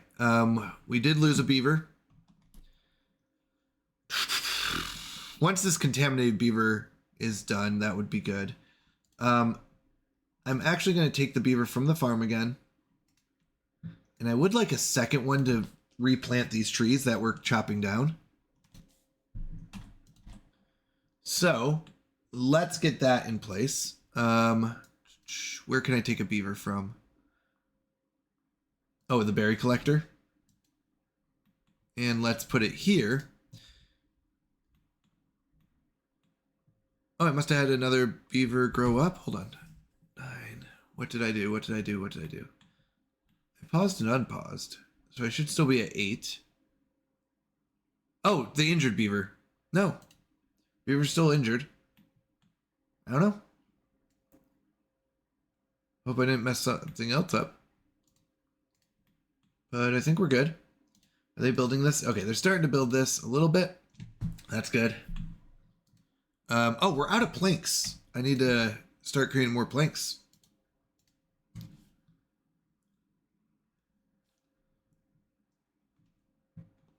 Because planks are what turn into gears. So we need 14 more gears, meaning I need technically 14 planks turn into 14 gears. 14 gears turn into a centrifuge in the end. I also need metal blocks. Metal blocks take logs in that, so I do need a lot of logs. Once this fills up, we'll turn on the next farmer.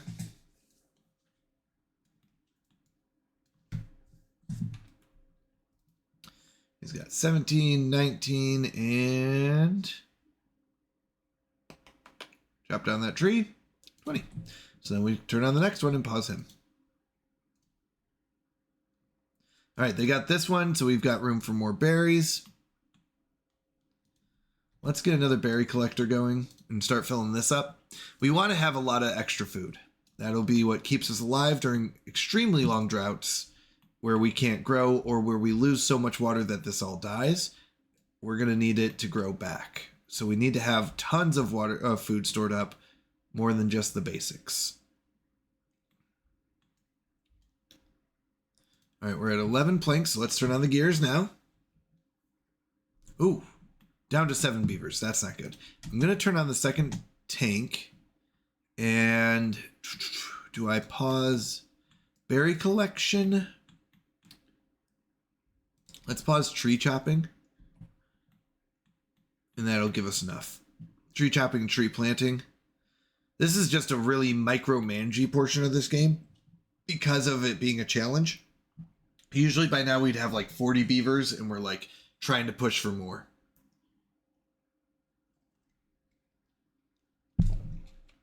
But because of where we're at, we don't have that opportunity. Are you done? You're done collecting the berries, so we're going to pause you. We're going to turn on one of the berry collectors down here to get that. We have an extra beaver. I think wood will be good. We're going to go through a lot of wood shortly. Oops, not that one. This one. We're making gears now. This is up to 28. We need 12 more gears. We have 11 planks. We technically need one more plank. Oh no. 11 planks plus 1 gear. Nice. So we have enough. All right. That one's full. Let's turn on another wood collector so we can have more wood and get it going. I like this. I like this. Thanks for the hydrate earlier, Frogmans, by the way. I appreciate it. Forgot to say that.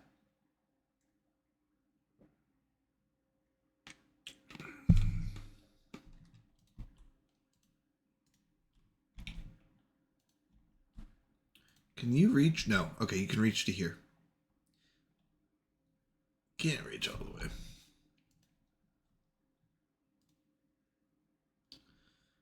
All right. Beavers are doing okay. We have 6 more days. Plenty of water, plenty of food. That's good. We do need more beavers to work the jobs. Gears are going. Once the gears are done, we turn on the smelter. And the smelter will start making metal blocks for our centrifuge. And the centrifuge will turn the bad water into extract. And that's what we need for our tunnel. We also need 600. We're going to put a hole in our area here. It's going to go down and it's going to feed into this area. I'm just thinking this out loud. Yep. And it will go down into here and start feeding this water with good water. That's the goal. And it will be quicker. It won't take 3 days to do it. So I don't know if this is what Kender Frog originally intended, but I think it is, but I don't know. This tunneling system, but it takes a lot to get to tunnels. It does. All right, 4 of our 11. We finished building that. Oh, we are short 5 beavers. We're down to 6 beavers. That's not good. We're going to pause you because you're done. I really would like more scientists. The problem is I just don't have the quantity of beavers because we got to be careful with our water and food. Because with a long drought, this will just dry up and we'll lose all our food and stuff.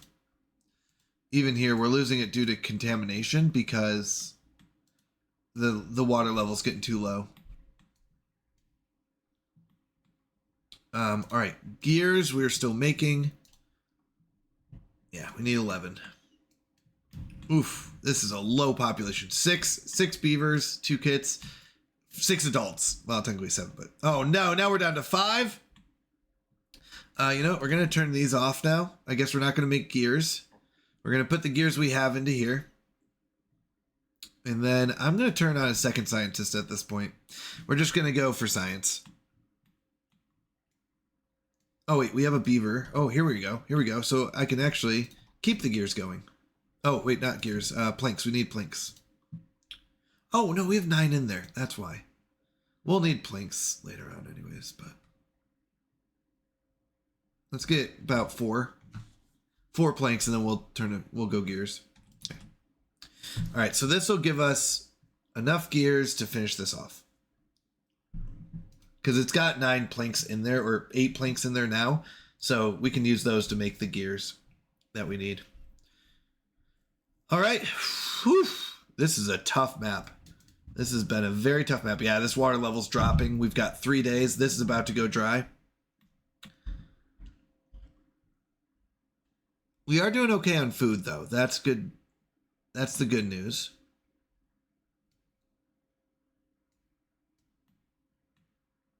Yep, this is all drying up. And this is where it'd be nice to have a water source from here to get in here, because this will take about 3 days to fill up. Yeah.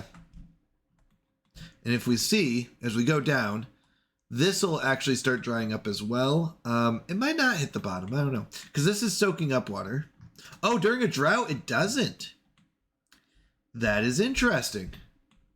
I go now. My God bless you all on all your ways. Thank you. You as well, Hoilepa. God bless you. May God bless you as well. Thank you for stopping in. It's very good to see you. All right.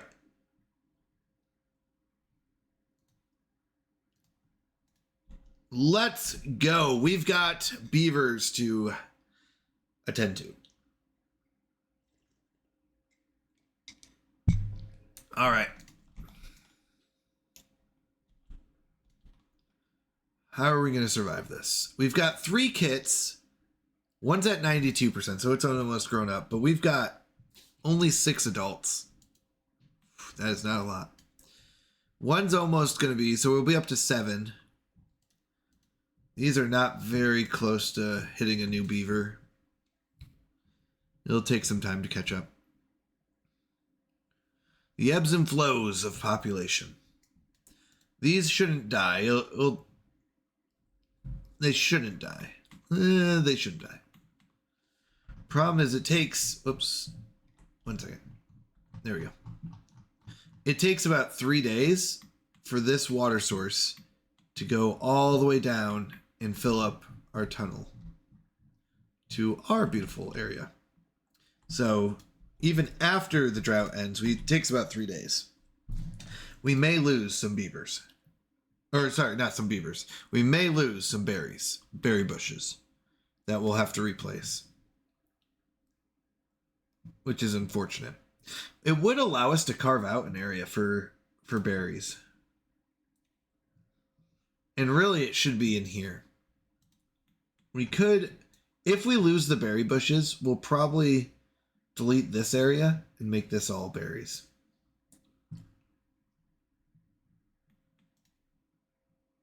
At least this curve here.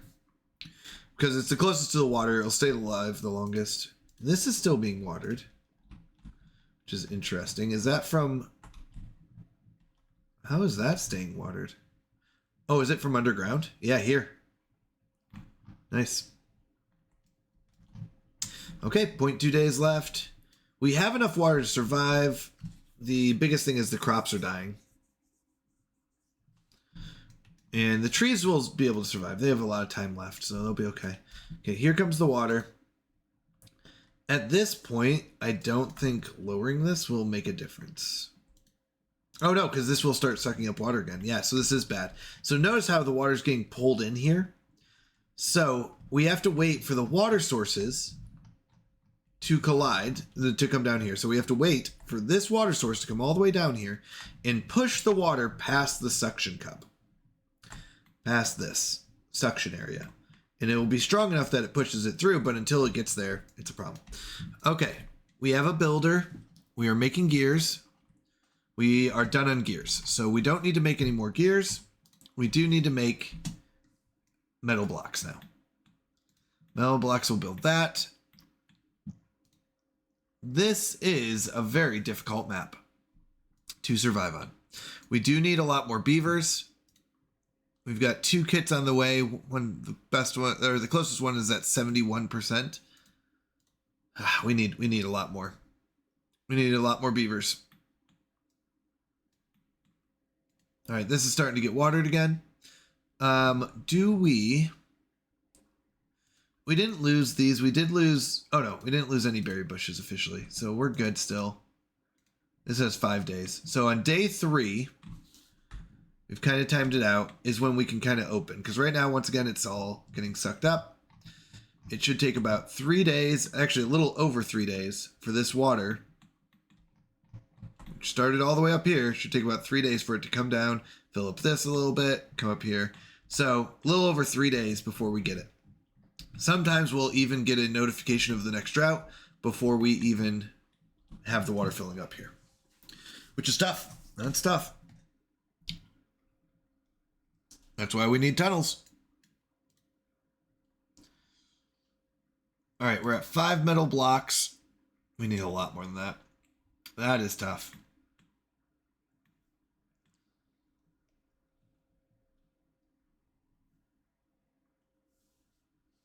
We're also not running at 100% effective efficiency because we only have 1 beaver on the power wheel.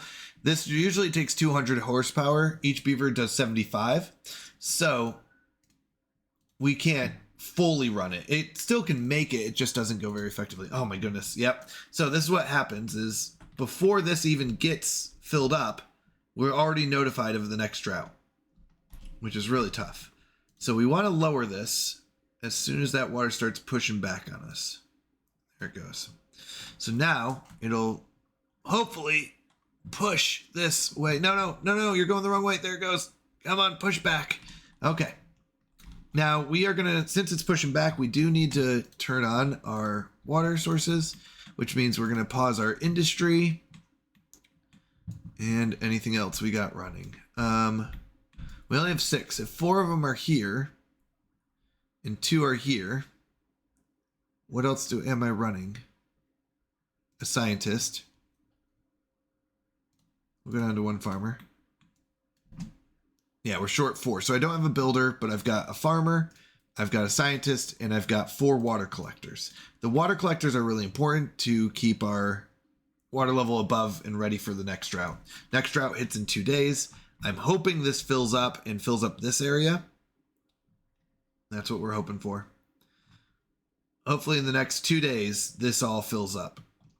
And it can. It usually is a pretty strong force. It's also just mixed water, which is bad. It makes our watering collectors less efficient.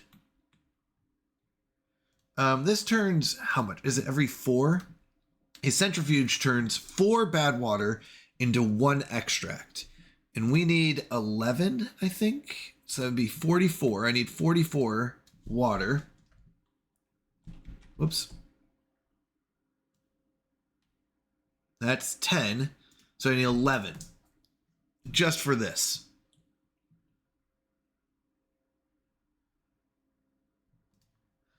At this point, should we just get a sluice?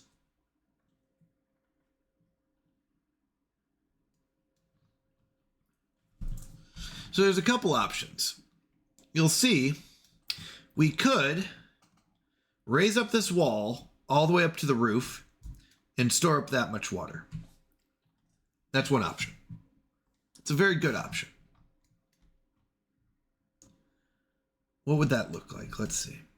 That would look like... Why can't I do that? Oh, because it wouldn't show.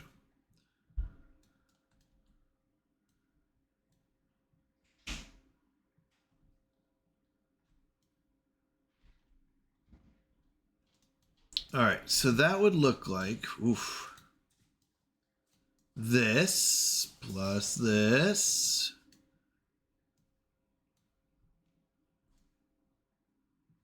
And that would block in all of the water. So we'd have to make it 4 high, the wall about 4 high to block in all the water. And I also need 1 here. Okay, we've got 8 beavers. That's good. That's 1 builder. In fact, I don't think I need the builder. Would like a berry collector here. And probably another farmer eventually, but a berry collector is basically a farmer at this point. Okay.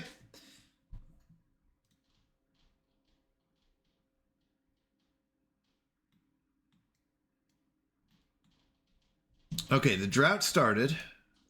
So we're going to pause these.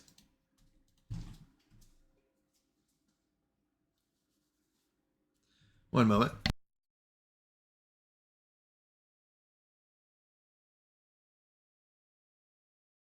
All right. All right. So we paused those, giving us those beavers to work. Let's go ahead and put another farmer in. Let's get a tree collector. Although we've got 73 wood. What do we need? We need industry. Yeah, let's get our industry back up. We do have a scientist. Do I have an extra beaver at this point? I do. Let's go and get our scientist going. I think we're good on food. Oh, it's an 18-day drought. 18-day. Whoops, and I forgot to close this off. Let's close that off. 18 days is a long time. We're going to lose a lot. This might dry up. We don't have 600 water. Well, we don't need 600. How much do we need? We have 11 beavers, 2 water a day times 18 days. 396 needs to go for that. We are increasing our population still, so that's going to be using water. Here's the big question. Do we build a water dump? 250 science, we have that. The fluid dump would allow us to keep water in this hole here.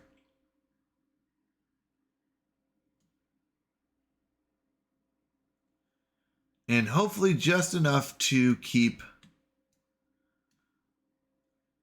our crops alive and our berries. I'm not as worried about trees. We did lose some. That's okay. Running Binko! Hello, hello. Let me get you a shout out. How are you doing? How was your stream earlier? I could only lurk, so I apologize. I didn't stop in and say hi. But how are you doing? How was Repo? It is going fantastic. We're having a blast. Oh, it's RimWorld. Okay. So I thought so, but so I was on stream last night. I saw a game which I think you. Oh, yes, RimWorld. Yes. Okay. I was gonna say. I was like, I thought you were playing something else. Okay. So I actually thought about doing it. So RimWorld looks fantastic. I've watched people play it, It was good, bro. I am super tired today. I went 7 hours streaming. Oh my goodness. That is a long stream. That is a very long stream. That I understand that. Yeah. I've only ever done one 24-hour stream, but I will tell you, I was exhausted after that. It was fun, but exhausting. But RimWorld is one of those games I have been debating about in my head. And 7 hours is so long. 7 hours is so long to stream. It's one where it's like what are your thoughts on the themes in that game? I'm not worried about like, yeah, you have guns, you shoot each other, you have to survive. It's definitely a colony survival, which I love. But there's definitely some questionable themes. What have you experienced? Have you played RimWorld, I'm guessing, or have you not? Because I've been looking into it, and I might play it off stream, but I've been trying to debate if I should play it on stream or not. I don't know how I feel about it. I watched like 45 minutes. Yeah, no, it's really fun. Great colony survival game. There's some questionable themes, and it was just some violent and making a religion. Yeah, I'm not too worried about that. If that's all it is, I'm more okay with it. Okay, I don't know. Maybe I'm wrong. If there aren't any, I would be fine with it. I've just been told there might be some questionable themes.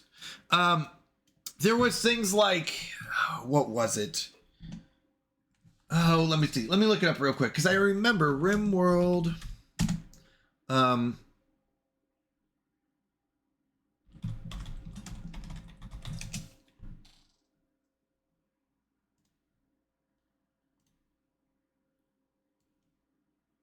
Maybe not. Maybe I'm wrong.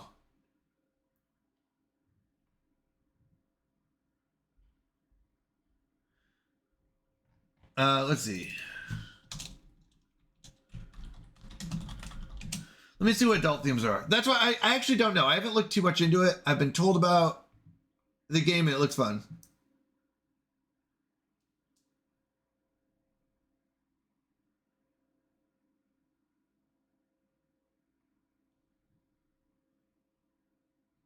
Maybe I'm wrong. So I might look into it. I might. It looked really fun.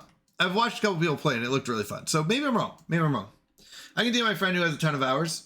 Yeah, maybe I'm wrong. There were some things the religion thing I don't think I worry about too much. It is a game. I'm not too worried about it myself. I know there are some people who do concentrate that, but I don't think I care about that as much. I was trying to think what it was, and I can't remember what it was. That made me question it, but I could be wrong. I could be very, very wrong. All right. We are dealing with a beaver crisis here. We don't have a ton of water. We have a ton of food, but we're in a 16-day drought. So yeah, anyways, I love the idea. I've only watched it a few times, so I don't have a ton of hours in it. I don't know. I've barely looked into it, but it might be fun. Yeah, absolutely. Absolutely. Absolutely. If your friend says it's safe, I would absolutely be willing to play it. It looked really fun. Okay, so I don't know why he's eating the middle one when I want that one, but you know what I'm going to do? I'm going to unpause both of these, and I want them.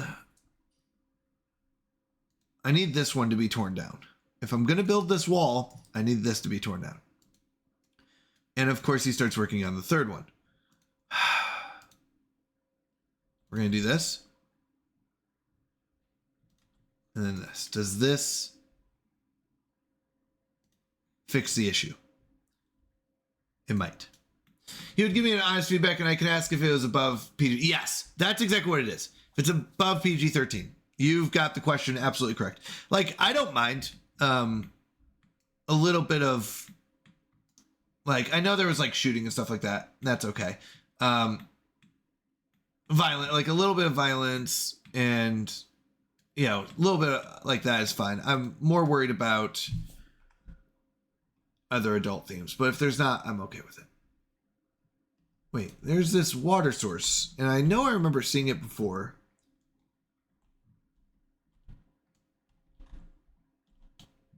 Oh, hold on. This water source is also coming down here. Okay.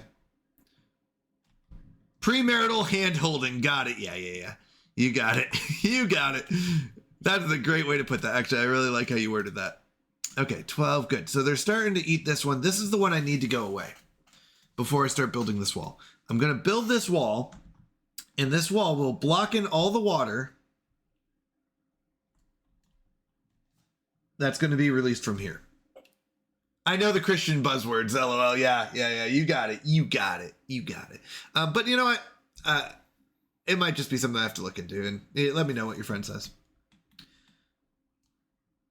All right, we've got an extra beaver. We're up to 10 adults. I'm going to pause this again so I don't keep throwing water into it. We've got one contaminated beaver who will die in a couple days, which is good. Of old age. Die of a good old age. That's what we want our beavers dying of. As long as it's not thirst or hunger, right? So, old age is fine. All right, we need 17 more metal blocks. So we're making those metal blocks slowly. Once we do that, we can build our... Oh, this will take 30 more. Yeah, but I saw him playing it and it was like, wow, I think this would be near alley. How is Timberborn going? Timberborn is... This is a very difficult map. We are starting off in this cave. This is our cave that we're stuck in. It's a beautiful little cave. But the problem is we can't get out. There is no way out except for... Our water source comes through this hole in the ground here. It basically comes from here and really comes from, if you follow it back, it has this little like tunnel and it comes from the other side of the map. Now you'll notice that is a very far away from home, from our little cave over there. So we can't really escape our cave by coming out this way. It's too much work. And the other problem is you'll notice the water that comes in is contaminated. It is not all clean water. It's actually mostly dirty water. Because what happens is we've got two water sources, this one and this one, that basically both merge here in this pit and then come to us. So this is a very difficult map for me, at least, I will say. We are trying to keep a lower population because we need to make sure that we don't starve or thirst. And when we get really long droughts, this will dry up and we're going to lose all of our food and stuff like that. So we have to have enough stored up that it makes it through not only through the drought, but also it takes about 3 days for this water that starts here and goes all the way to the other side of the map and back. It'll take about 3 days before it reaches us, which is a long time. So in addition to the 12 days that we have left in this drought, it's really 15. We have 3 more days before the water starts flowing in again. So this is a pretty difficult map. It is a lot of fun though. I love these challenges. And that's why actually I've heard RimWorld is really tough. So that might be, now you got me thinking about it. Maybe it's time. Maybe it's just time for RimWorld, huh? Okay, we're going to pause that.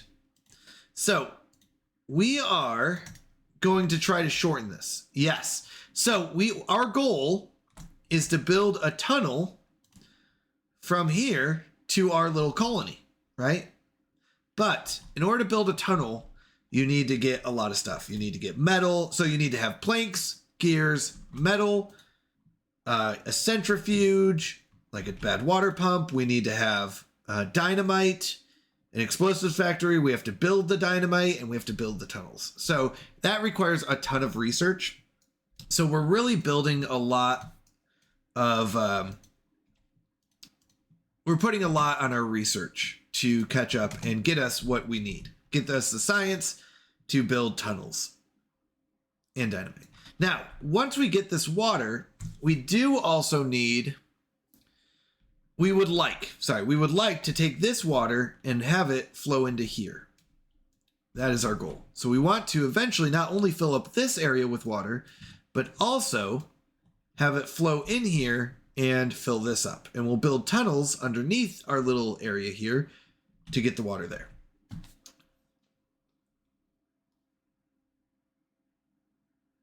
So how are we going to do that? We're going to need the dynamite. We're going to put a hole in the ground. Can we go 2 down? I think we can. So we're going to go 2 deep. And then we're going to tunnel over underneath and hit this area. Probably this area. If we just do straight out from here, we could even go this way. We just go straight out here. We could tunnel underground.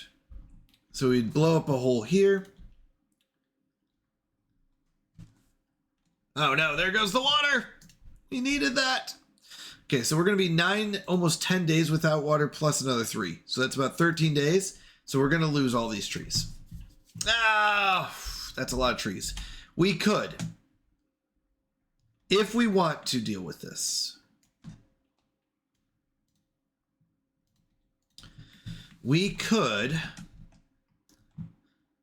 put a water dump. A fluid dump would fill this up with water.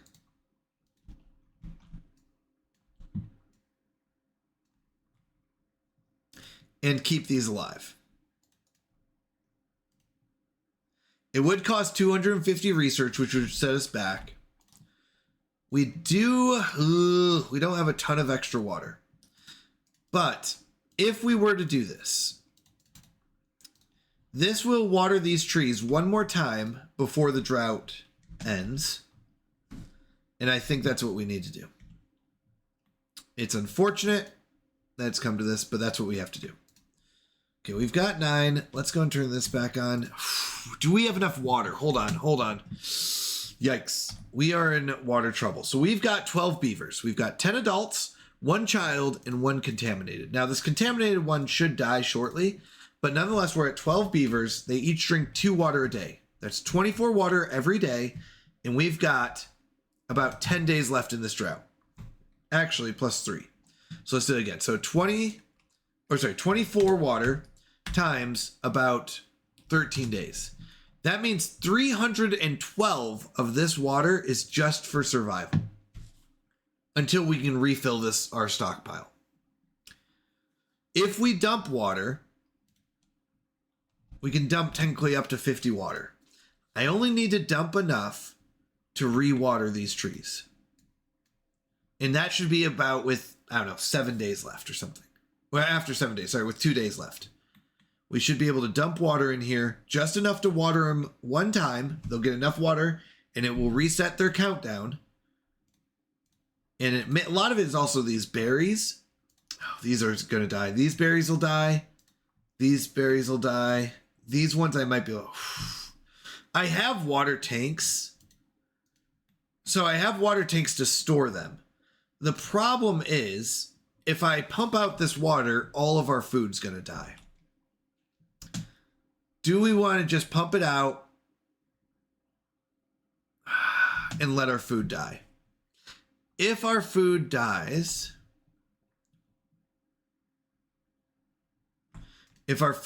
we have enough to survive and replant it, I think. The biggest thing is when these berries die, we're going to be in trouble. The food's probably going to die anyways. The question is, when does it die? And do we need more water or more food at this point? We've got enough beavers. Let's collect all the berries and food. Once this is finished building, we're going to pause it right away. Oh my goodness, this is tough.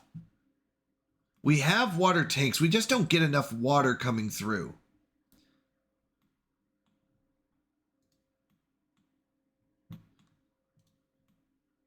And if this dries up, we lose everything around it, basically. The food dies out so quickly. In fact, we're not even going to focus on replanting. We're going to focus on just picking food and getting as much food as we can.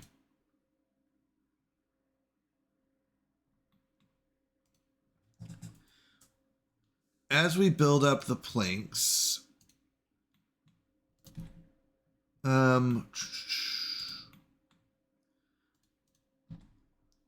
put another collector down here for these berries. Whew. Oh, this is tough. Okay, whoops. This one. I don't want anyone working there. That's the important thing, because this is we're gonna turn this on when there's like 2 days left in the drought, and that should reset all these trees and hopefully keep these berries alive. So it'll take a day for the water to come down here, water these berries, and we're going to lose these.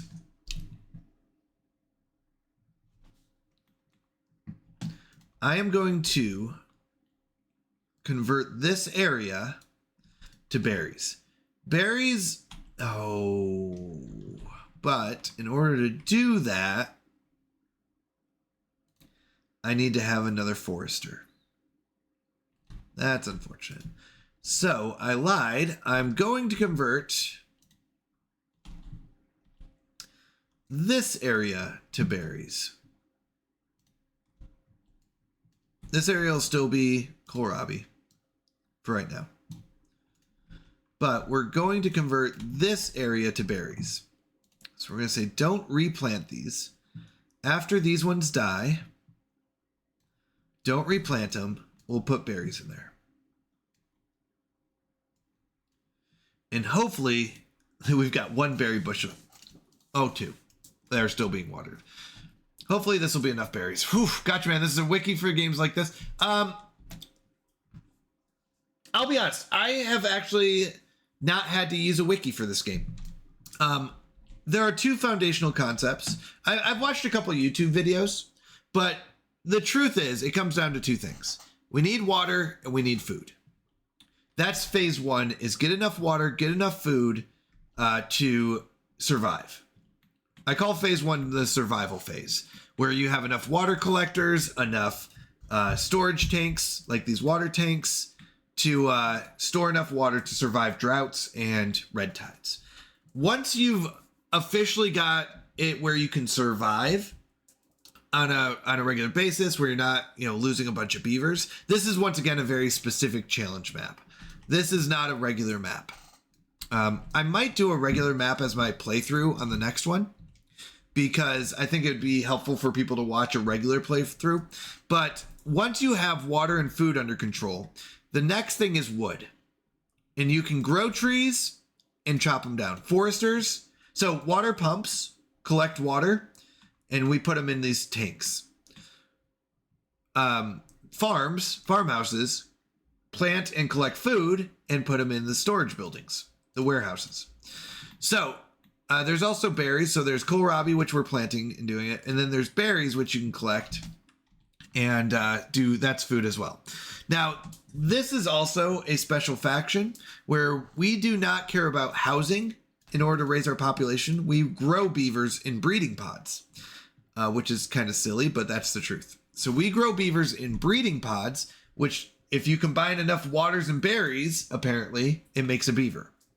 So we need water not only to drink, but also to put in our breeding pods. Now, the trees, we use a forester to plant them, and we collect them with lumberjacks who go chop down the trees. Trees are used to advance and build buildings and advance your civilization forward. So if you want to build a water pump, you come down here to water, it will cost 11 logs we see here.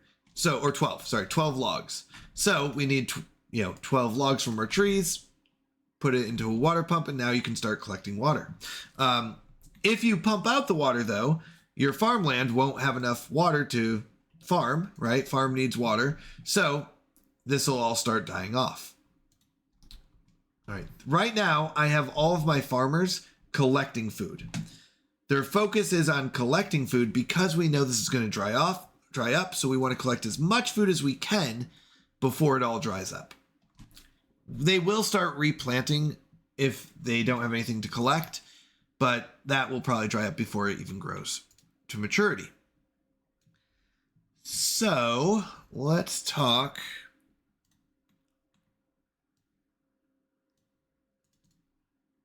trees. Trees we can collect.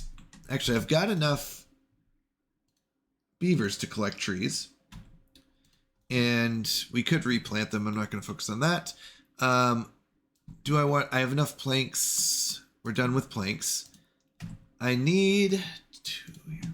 Okay, so this is a power wheel. So, sorry, we have trees that we collect, help us advance, build other buildings. We are starting to move into phase 2.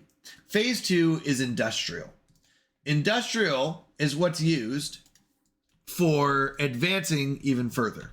Beyond just survival, but in this case we need it to survive. But most of the time, industrial is the next step to being happy and all that. So your buildings a lot of your buildings will need power. We use a power wheel, which we call the wheel of shame here. We have beavers turn this wheel of shame, makes power, and it will power something like our smelter, which makes metal. Now, in this version, this challenge, we need to get tunnels. Tunnels need to be researched. They take 2,000 research. So we have this inventor building where we have a scientist making one science every hour. So that'll be 2,000 hours of work before it can make enough science to get tunnels. So a lot of times we will take our extra beavers and we'll turn them into scientists. So now I only need 1,000. If I have 3, that's only 300 hours. So we're going to turn off this and we're going to... Fuzzy Pickles, let me get you a beaver here. I just realized how quiet my stream is. Sorry. All right, you're going to get our newest beaver. May you survive and do us well. Fuzzy Pickles, 168. If you want to ever rename your beaver, let me know. So you're about halfway. Yep, you're a baby beaver. You're pretty useless to us right now, but when you grow up, you're going to be an adult beaver that will work a job, and we'll watch your progress closely. All right, so we're building up our science so we can make these tunnels. And in this map, we need a tunnel to get this water source to our area here. Okay. Now, with that, we also need tunnels to get our water source to... Can I do it here? I could use pure tunnels. That's interesting. Well, no, that's fine. But we're going to use tunnels to not only get it to here, but also get it to fill up this area. So this is the long tunnel. For anyone that wasn't here, there is a water source, up here. This is a water source, a source that flows out water. And it's going to take 3 days for it to come all the way down to reach this hole. And this hole here, I'm going to lower the map. This hole will then fill up this tunnel, which comes and hits our little town here. So we need to shorten that distance, because that is a long time to wait for water to get from one side of the map to the other and back. So we are going to build a tunnel to get the water from here back down. And it's going to shorten that distance dramatically, because now it just goes from here straight to here. And we'll fill up our lovely watering hole here, our reservoir, and in doing so, we are going to be happy. So we've got 2 more days of this drought. Oh, I forgot to turn this on. Are these dead? They're going to die in 0.6 days. Probably going to die. Almost out. Almost out. Yeah, we are running low on water. We're going to use a bunch of water in here. Oh, wait. No one's working that. Hold on. I need to pause some of our jobs. I'm going to pause the farmhouse. We should be able to start building this. I need 7 more blocks. We're actually really close to finishing this. That's one part of getting a tunnel. Will you please fill this up with water? Okay, so to see how the water drops down, it fills this up. Are these dead? 0.2 days. Come on, water, reach. 0.2 days. We're going to extend out the workday to 24 hours until these are watered, because we don't want these to die. 0.1 day. Come on. Put the water in the watering can, or in the fluid dump. It flows out. No, we lost the berries here. Are we going to lose these? 0.8 days. We probably won't lose these ones. We lost a lot of them, though. Oh, that's sad. He can replant them. All right, we need 4 more metal blocks for that. I don't want to leave this running too long,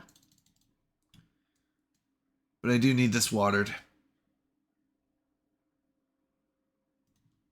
I would like you to focus on planting berries, because we lost a lot of our berries this round. All these are going to die. Okay, we're going to turn off the water dumper.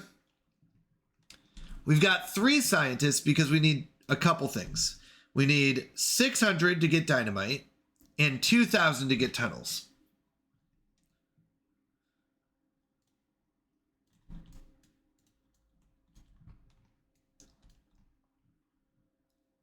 Okay. If we have extract, no, that's 900 more science. Nope, we don't have the ability. Okay. So the water's going to come out here.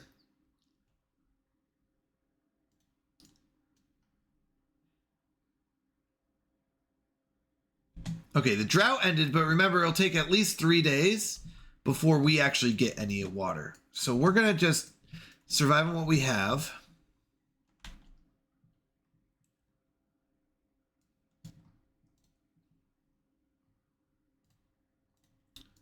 We'll plan on filling that back in a moment, but we need to have dynamite here and here. We're going to go down and we're going to send the water this way until it reaches this area. If I can make enough dynamite, I wouldn't mind flattening this area.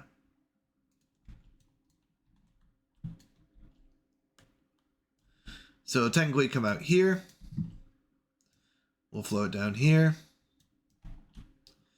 And there.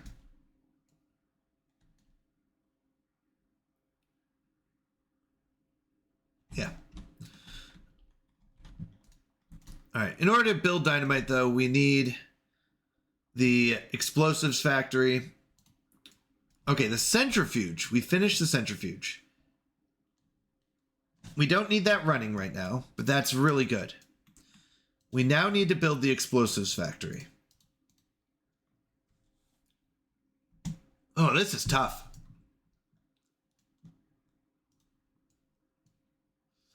This will take 30 metal blocks. We're pretty good on planks. We'll need gears and planks, but really the 30 metal blocks is what's going to take a long time. Science, we need 2,000 science to reach the next spot. Do I need beavers working anything? They're going to be planting. Wow, wait, hold on. Where did all this kohlrabi come from? It never died? Let's keep collecting. I'm going to unpause our other farmer and keep collecting food. We really do need the water though, shortly. That's going to take forever. This is a hard map. Okay, so the water, we're starting day 2 and this is where it's at. It's got to still fill this up, come over down here, and fill this up. And until it does, because Kenderfrog built a little suction water source here, all the water that's like coming down right away will start getting sucked up. It does look like it's coming this way though. So by day 3, it might be able to push past the suction water. It's not very clean water. It's got some clean water in it.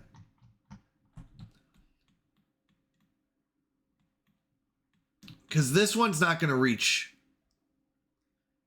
for a little bit. Yeah, it's not strong enough. We got to wait. Once this finally pushes into us, we can start pumping. See, here it comes. It's pushing. It's getting sucked up, but it's pushing past that and starting to fill this up. So we're going to lower this floodgate and let it in. And now it should start filling it up. So we need to turn on all of our pumps. We need to pause our farmer. Actually, I'm going to pause that one and keep this one going. I don't know if it matters. And have them plant again. I'm going to turn off our industry and 2 of our scientists. That gives me 3 people to work with. Let's keep our industry running.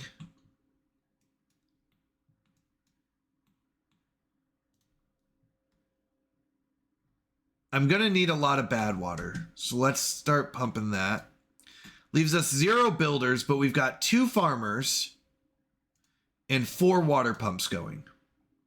That's good.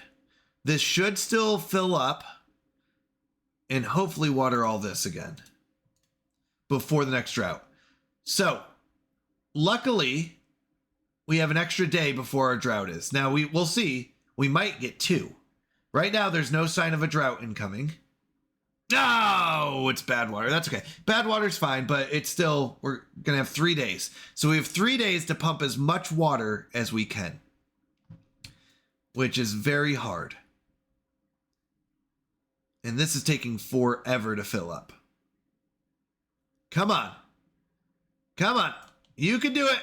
Fill up.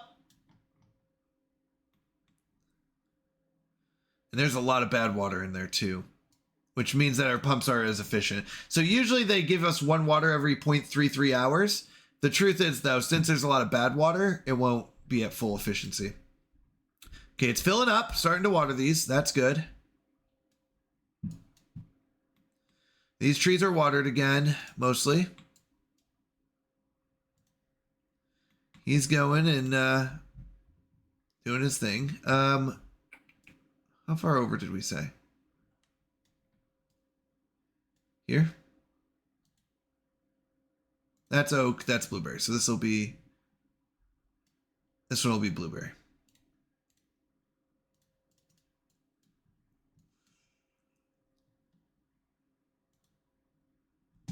Let's build a storage.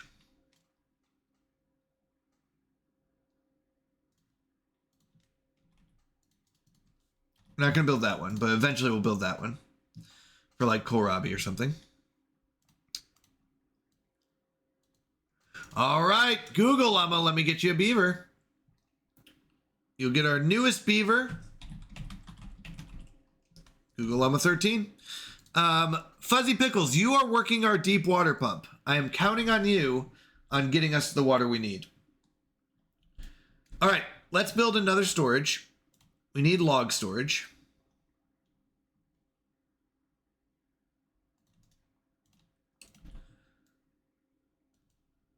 This will turn into water storage or something. This will be logs.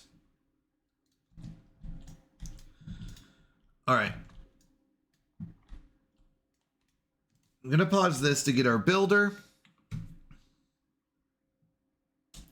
He's going to create this for logs, which will store a bunch of logs. Water's going up. We need preferably 600 is our goal. I don't think we're going to hit 600. Do I want another water pump? No. We're up to 200, which is a number.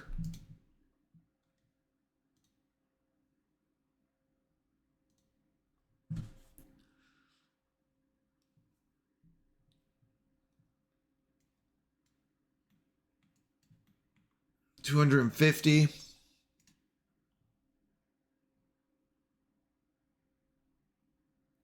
Really would like more water.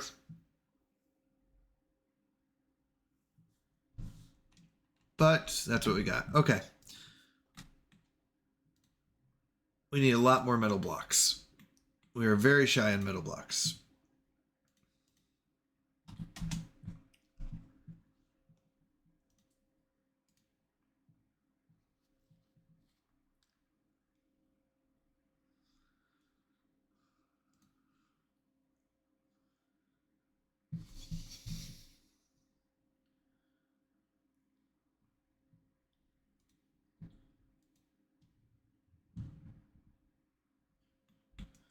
All right. Are we going to make this? 0.4 days. We've got 300 water. We're definitely not even near our 2,000 science we need. We're not close on this. We need 26 more metal blocks. And we need a ton of... We need our factory in order to get our stuff. Oh, I don't like this. I don't like this, Sam, I am. I don't like this. 13 days. We have to survive about 16. Currently, there's still good water flowing. So until this, because the water source is now going to start flowing. This will also flow double bad water. But we're going to count on this water source a little bit longer and keep pumping. If we have 14 beavers, 2 water a day times, let's say 16 days, we would need 448. So I need about 90 more water to make it through this drought. That's a lot of water to be short. We're going to pause our production. Here comes the bad water, but it's still flowing good water here. So while it's still flowing, let's try to get what we can out of it. It's just, that's a lot of water to be short. What did we say? We said 14 beavers is 28. And let's say 12 days is 336. So we have enough water stored up. But okay, so it's still flowing in as good water, mostly. Not great, but still good water. As soon as it stops being good water. Okay, so probably about now. We're no longer getting good water. We're getting pretty much mostly bad water. We're going to turn off our pumps and do that. Okay. Let's survive, people. Let's survive. It's what we do.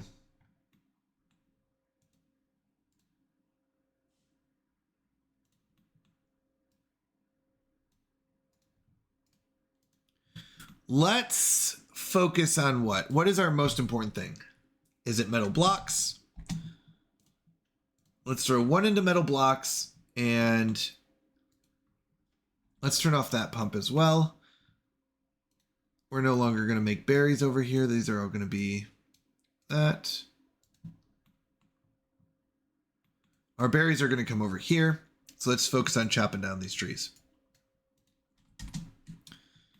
We still have a builder, which I don't know if I need. Let's turn it into a scientist. We have to really be careful on where we put our beavers and what they're focusing on. So we need 26 metal blocks, 25 gears, and 17 planks. That will give us dynamite.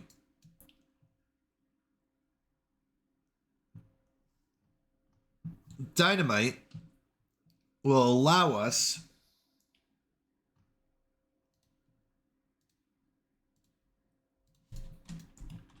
we're going to change this a little bit just because of the how it works a little bit.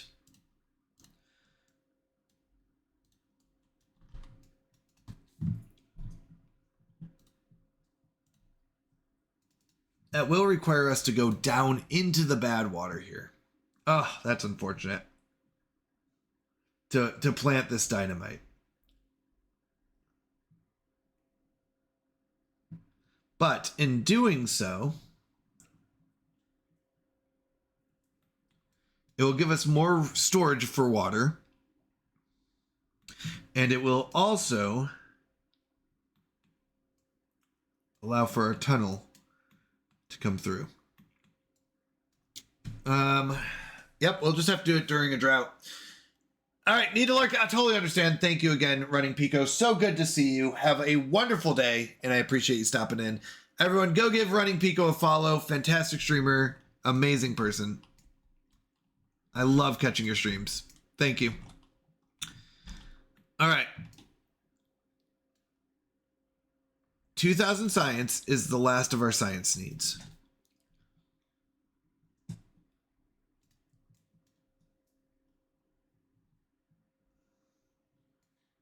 We've turned off our water collection, but we've also turned off our breeding pods. So they're just doing whatever they daily need.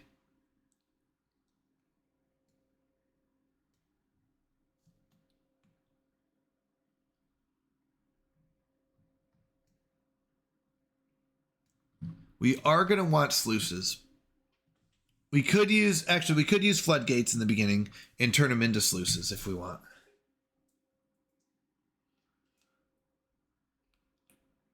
I wouldn't be against that. 400, so we need 2,400 science if we want to use sluices. Sluices will allow us to control when we let the water come in and out.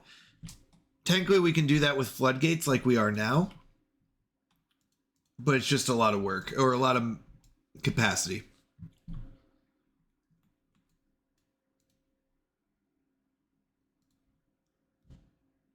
Oh, I thought we finished this.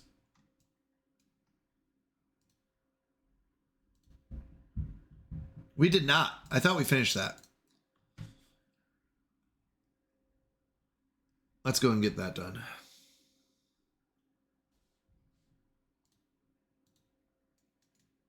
It doesn't matter. We're going to turn it off as soon as it's built anyways. But I did think we finished it. Okay. 2 more metal blocks. Google Llama, you're our builder. Let's go. 1 more metal block. Build it, Google Llama, build.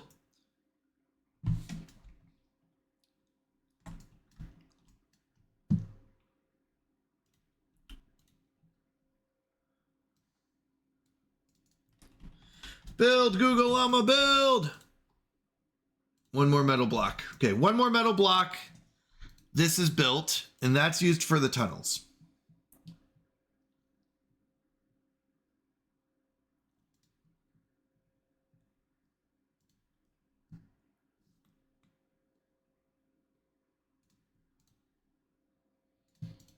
You did it. You did it, Google Llama. All right. So that is built. We haven't turned it on yet, but that'll be used to build the tunnels.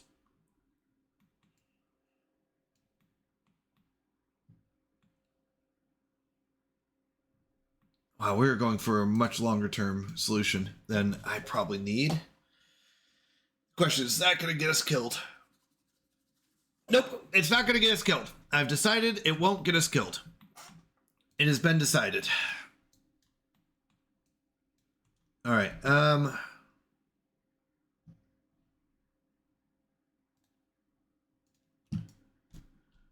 But we do have to be careful. We do have berries here. So that's good.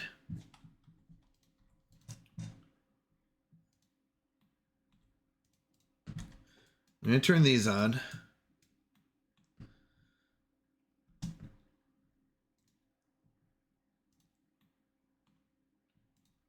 That's filled with logs. Let's build another one.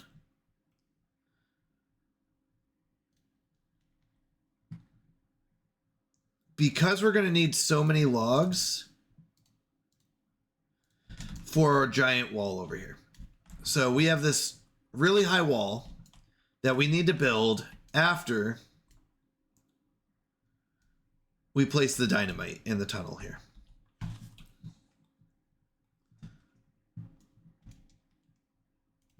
In fact, this will be our last wall.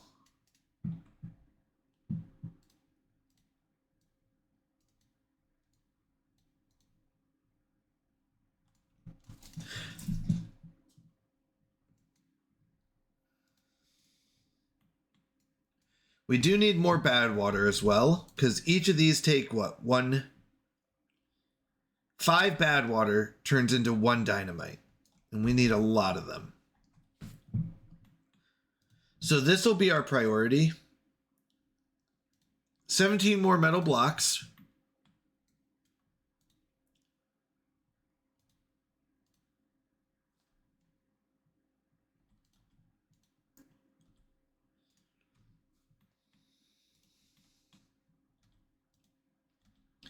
We're collecting up as much wood as we can for our giant wall.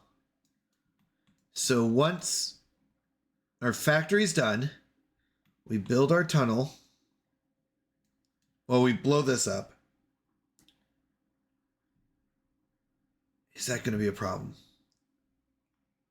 Might be. We build that last. Won't be a problem as long as we don't build that. We're going to build stairs down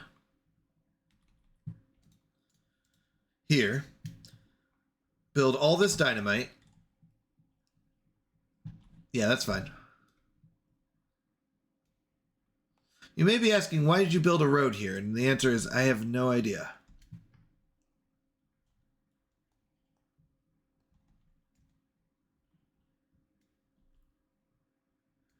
Or a road up here. Was I planning? I think I was planning on doing more water storage there or something. But we definitely don't need it. Okay. Plant more trees.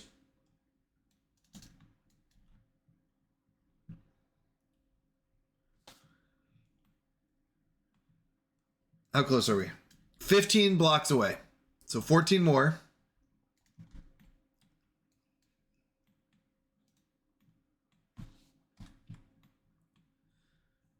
We have 2 scientists, so I need 2,000. But this will definitely help. 5 days, 250 water. We have enough. Let's go ahead and turn this on so we can start making beavers again. I'm a little worried that we're going to die out in our population a bit. We're going to go to really low population soon. Because all those beavers that are alive, we haven't been building up the repopulation of it. The population to replace it. So we have 12 adult beavers now, but a bunch are going to die off. And then we won't have the babies to replace the population if we don't turn these on.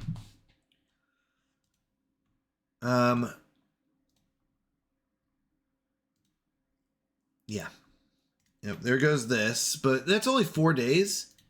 I think our berries will survive that. I just realized I had a berry collector this whole time.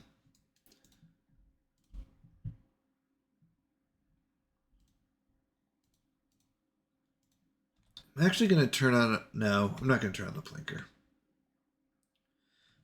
I don't need these berries. And I don't think I need the wood collector anymore. Nice. So we can destroy these. That's more farmland, at least. That's good. More farmland's good. We have enough food. It's really just water. Water's the problem.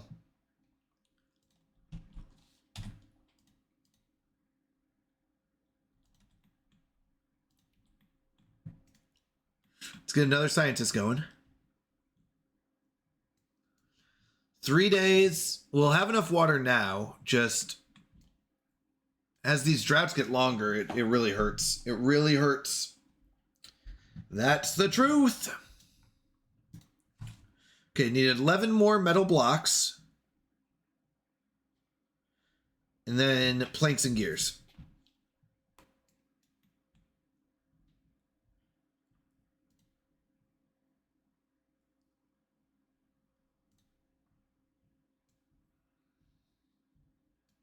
Hopefully with the stairs, they'll be able to reach all the way to here. We'll see.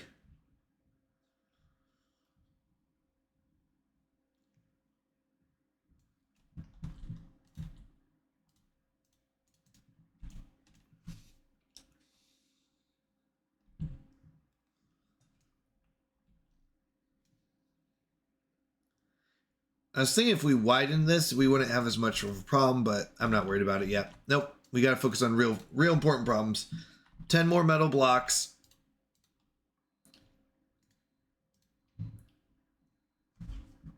We need to get this done. These will survive. Will these? 7 days? Yeah, they'll survive, I think. The advantage of it being a red tide is that it really still has some good water here. So when I release it, it'll push this water through. Like this is all bad water coming in, but it's getting soaked up here and it's overflowing here. So as soon as good water starts flowing, we'll be okay. There's also a good water source here. I mean, it's a regular water source, I should say, behind this waterfall.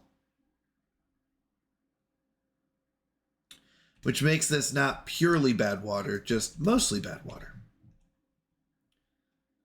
So something for us to think about.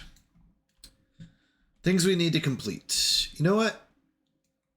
Let's start building up.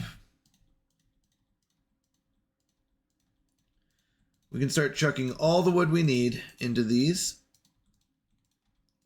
Let's start building those. Well, we've got the beavers.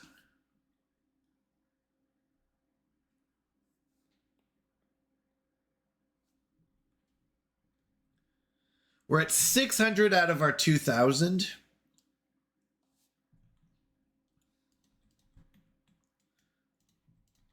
Let's chop some wood and get our builders going. Building this this wall. We're about to use a lot of our wood.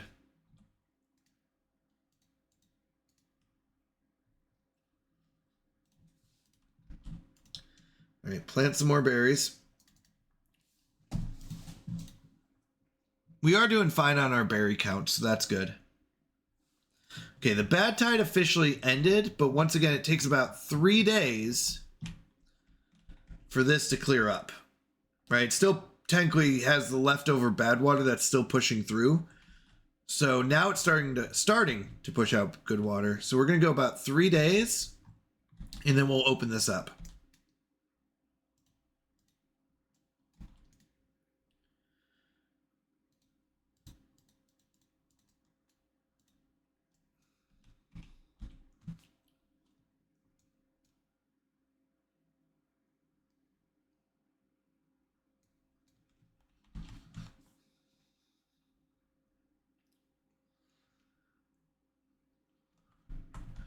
All right. We are moving forward. It's just very slowly. We need 8 more metal blocks. We've got 3, so we need 5 more. Okay. We are moving forward.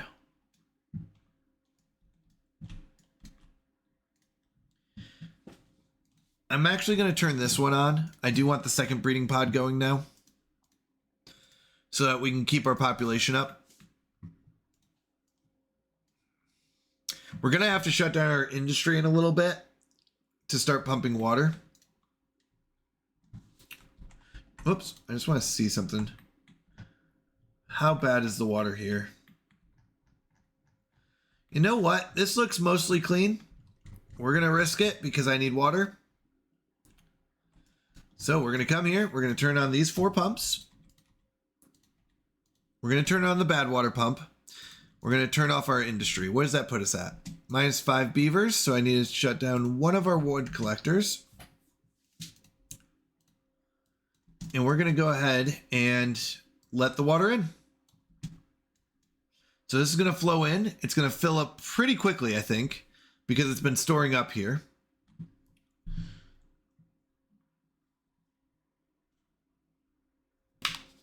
Hopefully not too quickly, but hopefully quick enough that... Oh, don't go over.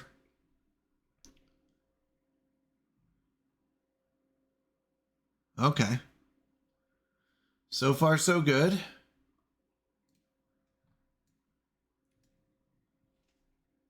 And we've been able to... So red tides actually aren't as bad as droughts. Because there's water still in the tunnel, even though it's bad water, it will still get mixed with the good water and still be okay enough. We just can't go walking in it.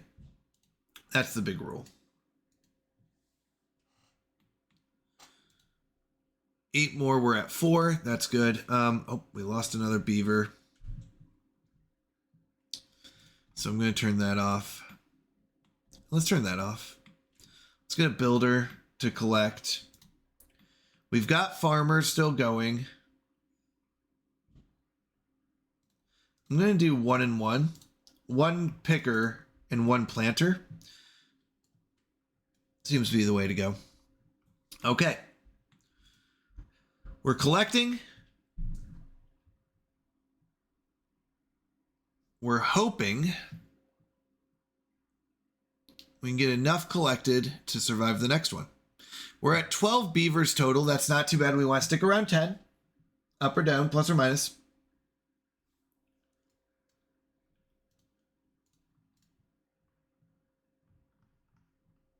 That's our goal.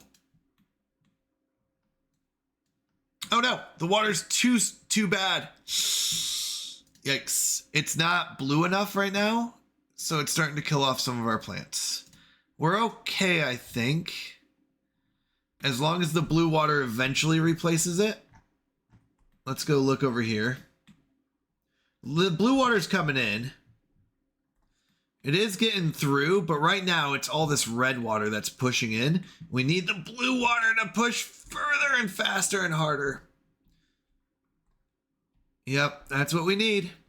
Yep, we just lost a bunch of trees because they're contaminated. This is so red that it contaminated and killed off these trees. Unfortunate. We do have blue water on the way. I would like it to push faster and harder, but not much we can do. Really, this will be the big moment. Unfortunate. This is starting to get watered again.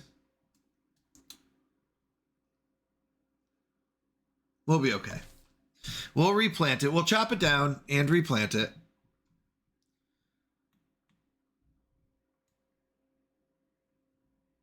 It's just unfortunate. We're collecting water. Not very much, though. Good news is we're on day 5. That's really lucky.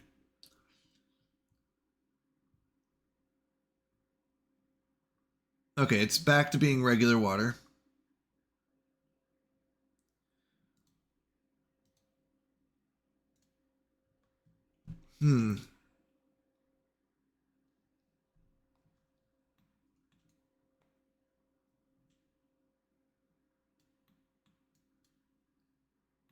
Yeah, it's starting to be watered now. Okay. So, what do we do with this? We build up our wall. We've got 3 days, and then we have a drought coming in. Hopefully not a super duper long drought.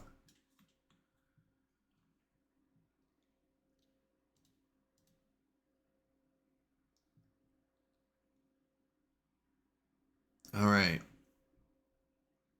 We are gonna survive, people. We need 9 more metal blocks. We're at 4.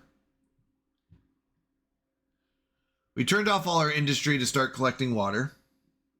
We're up to almost 400. Remember, 600 would last 10 beavers, 30 days. That's kind of our goal, our minimal goal.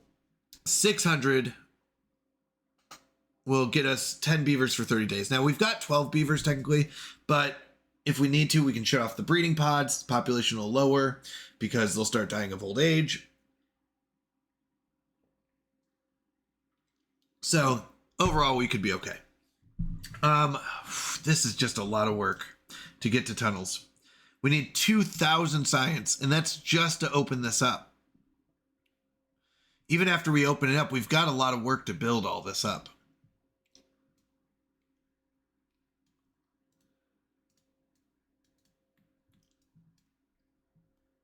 I'm going to go and pause the bad water pump collector.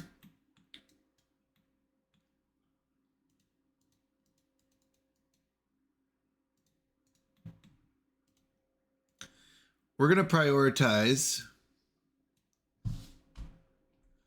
building this wall.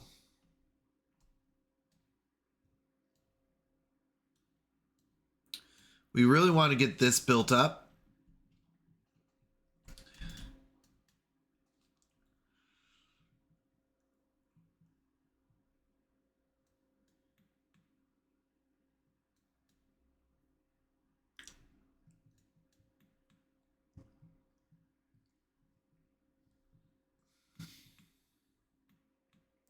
Okay, one more day of pumping. We should be able to hit 600. That's a good solid number to aim for. We're down to 11 beavers. So notice how, like, even though we have both of these turned on, we're still only at 11 beavers. I'm going to do this. I'm going to pause this once it gets to about here so that if it is a 30-day drought, we have the ability to add a beaver later if we need it, but we still have a low population now. Okay, that's close enough. So same with this one. We'll let it fill up for right now, but I don't want to overpopulate and run out of water because we're going to have to stop pumping pretty quickly.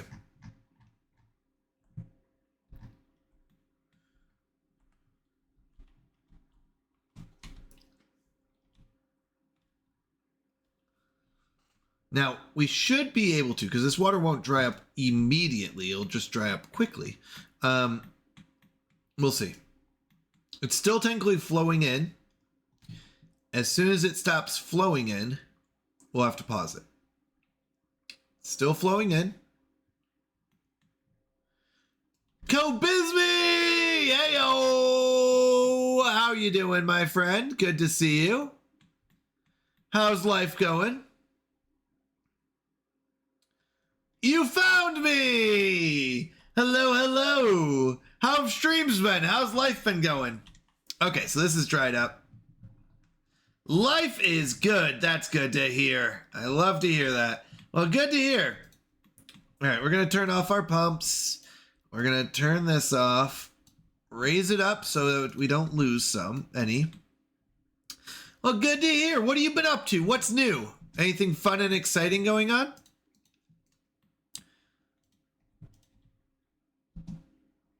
All right, that gives me 3 builders. I need wood cutters and a planter. Okay.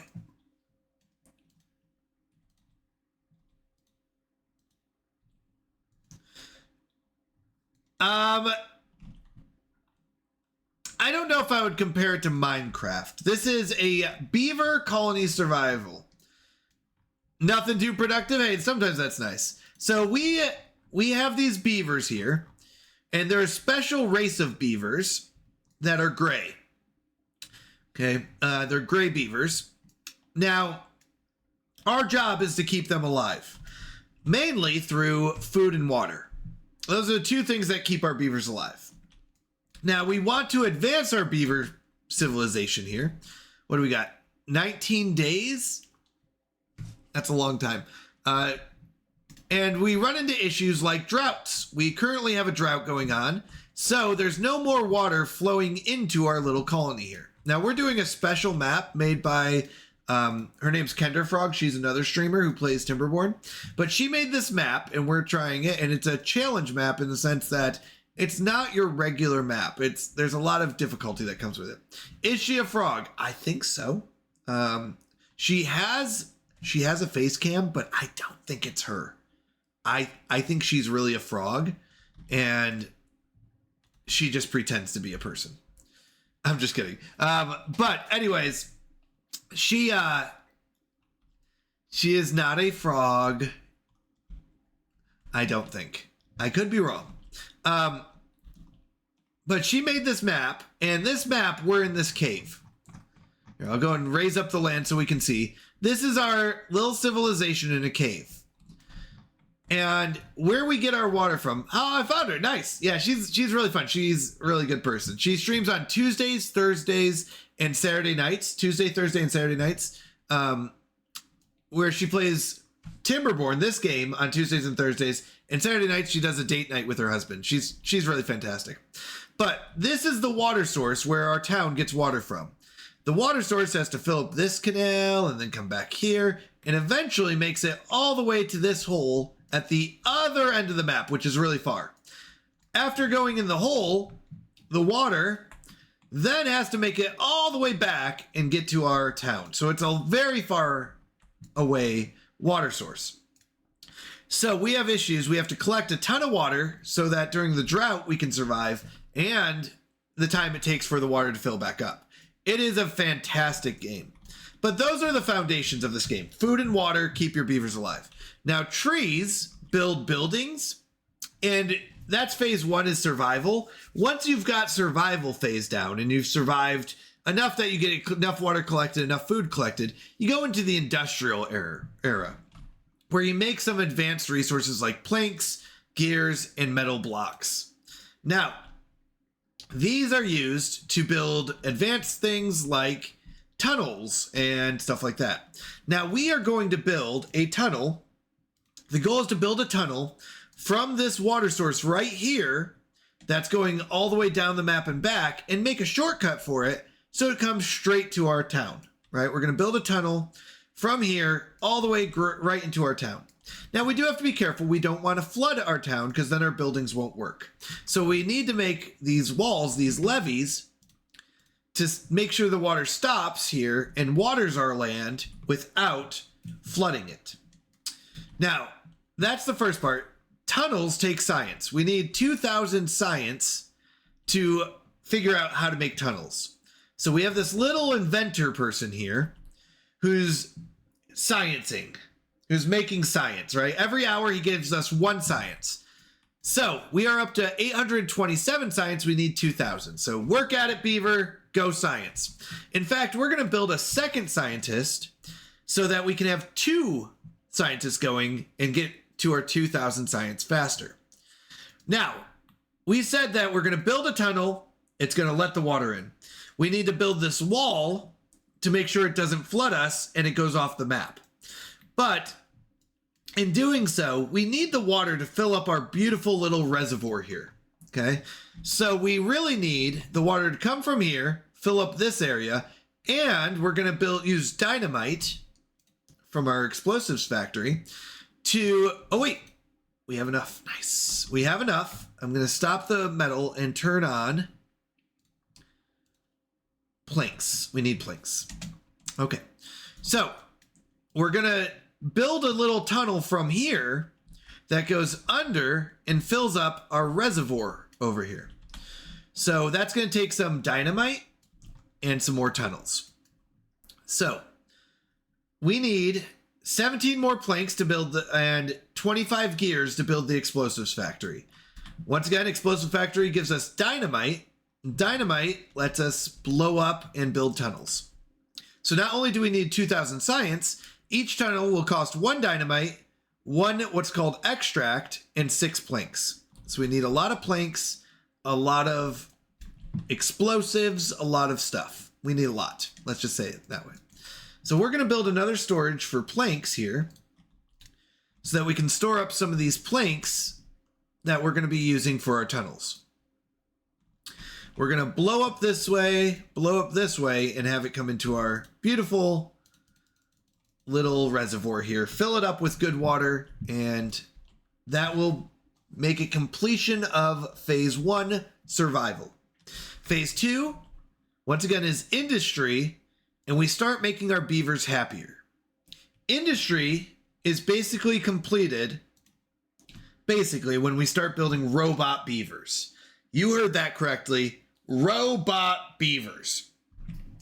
Robot beavers are fantastic. They don't need sleep. They run on electricity. That's right, robot beavers, people. So right now we're using regular beavers to do all the jobs. They get tired, so they have to sleep at night. We are working our beavers for 20 hours a day. That's right, they have 4 hours to sleep. I think that's plenty. They enjoy work. You know, they look forward to going to work. Jax, how are you doing? Good to see you. Good morning. How is your morning going? We are still living in the cave, but we're trying to break out. We're trying to break out of this cave. All right, we're going to pause the second scientist so that we can have 1 builder go around and build stuff.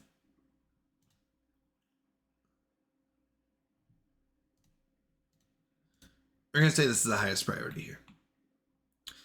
You know what? Whoa! Colef not catching anybody today. We haven't had any rebels stop in. But what are you up to today? Any big plans for this Thursday? All right, we're building up our explosives factory. Why not? Jex, if you don't mind asking, what browser do you use? It might be your browser. It doesn't show the button. Brave. It might be the browser. I don't want to say it is, because I don't know. Twitch doesn't like Brave. It might not. It has amazing ad block. Yeah. That might be why Twitch is saying no. I agree, by the way. I'm all for ad blocks, by the way. Feel free to use ad blocks here. But that might be why.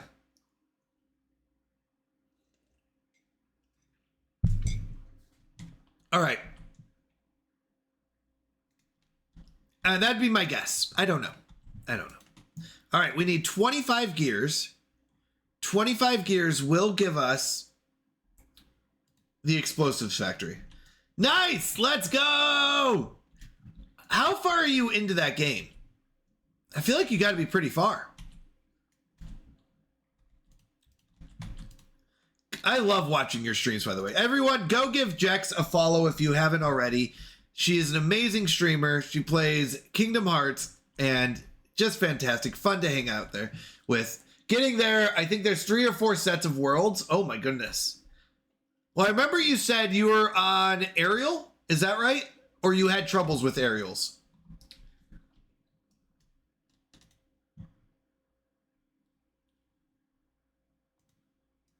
Do I care about this? The Little Mermaid, yeah. Little Mermaid. Do I care about this medal? It's good. It's good to have. I don't really have the extra beavers for it. Extra beavers need to go into science. I haven't finished any of this set of worlds yet. Oh. Okay. We are going to need, we're going to want, not need, we're going to want sluices. So we technically need 2,400 science. Sluices will make our lives a lot easier and will stop us from making any mistakes. So we're going to need that.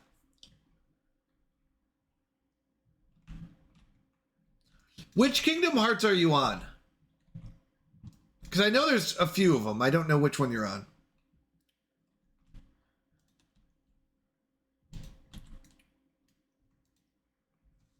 The first one? Wait, I thought there was... Well, hold on. Let me think real quick. There are about 9 or 10 games. No, have you been playing the first one the whole time? The main storyline has 4 now. Maybe I'm wrong. I thought it was like 1 or 1.5 or something. What's the Kingdom Hearts called? I thought it was like 1.5 something or something like that. I never played the Kingdom Hearts, so I don't know. I know they're good games. I like them. It's a re-release called Remix 1.5. Okay, but it is just the first game then? So it is 1.5. I was correct on that. I didn't understand fully. I thought it was like they made 1 and 2, and then they were like, no, it'd be really cool if we made a third one in between. I hate that they call it, but the 0.5 refers to the re-releasing of it. Okay, so it's still number 1, just re-released. Got it. I thought it was you already played 1, and now you're playing through 1.5. So many games do that too. Yeah, I mean, yeah, I don't know how a better solution. I don't have one. All right, we are gonna let this go for another 4 days. So around 4.7 days, we'll go and drop water in here. They also released a prequel that chronologically happens before the first one, LOL. They call it 0.5. They call it Kingdom Hearts 0, -1. That's funny.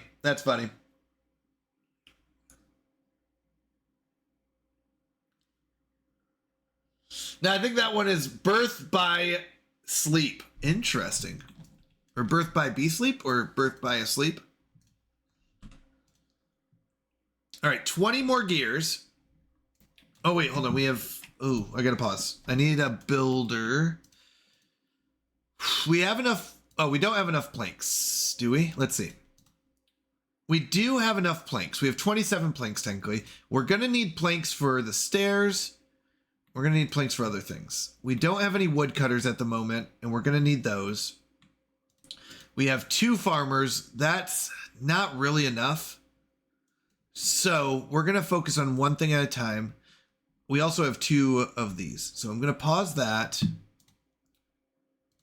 going to go down to 1. And I'm going to add a second farmer. And that should be fine. Do we need to release the water? We have 8 days left in this drought. Did I raise this? Please tell me I did. Okay, good. We did raise that. Let's chop down some trees.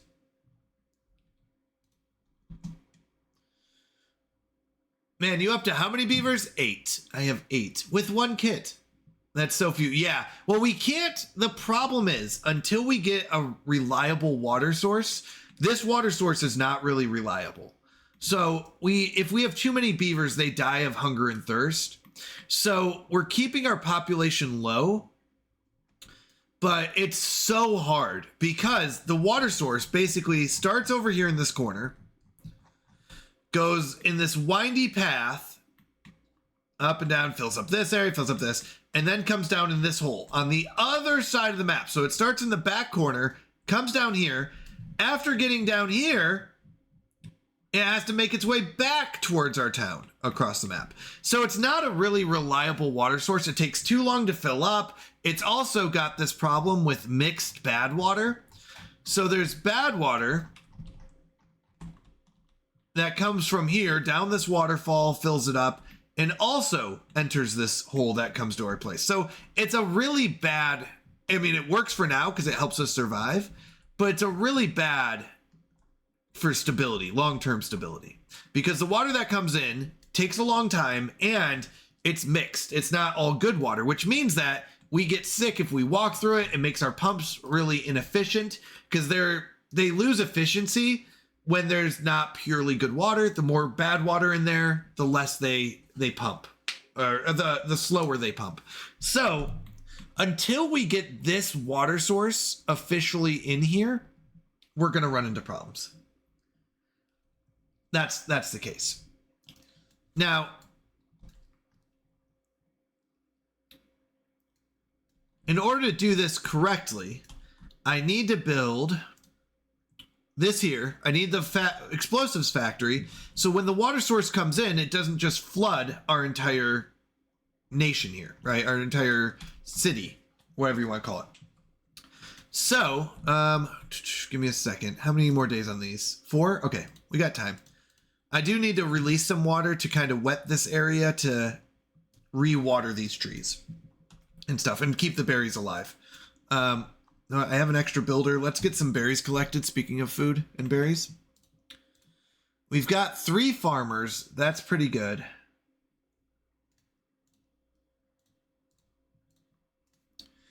Hello, Kolath. Hello. So we're trying to stabilize and do it in an efficient way. We're eventually going to build a wall to keep the water in here. And we're going to build a tunnel underneath that connects from our beautiful little storage area to our second beautiful area where we pump from. How you doing, Kolath? Hope you're having a wonderful Thursday. So we are still making gears. Gears, we need 12 more. With 12 more gears, we have this explosives factory. Bit rough. Oh, sorry to hear that. Considering the day.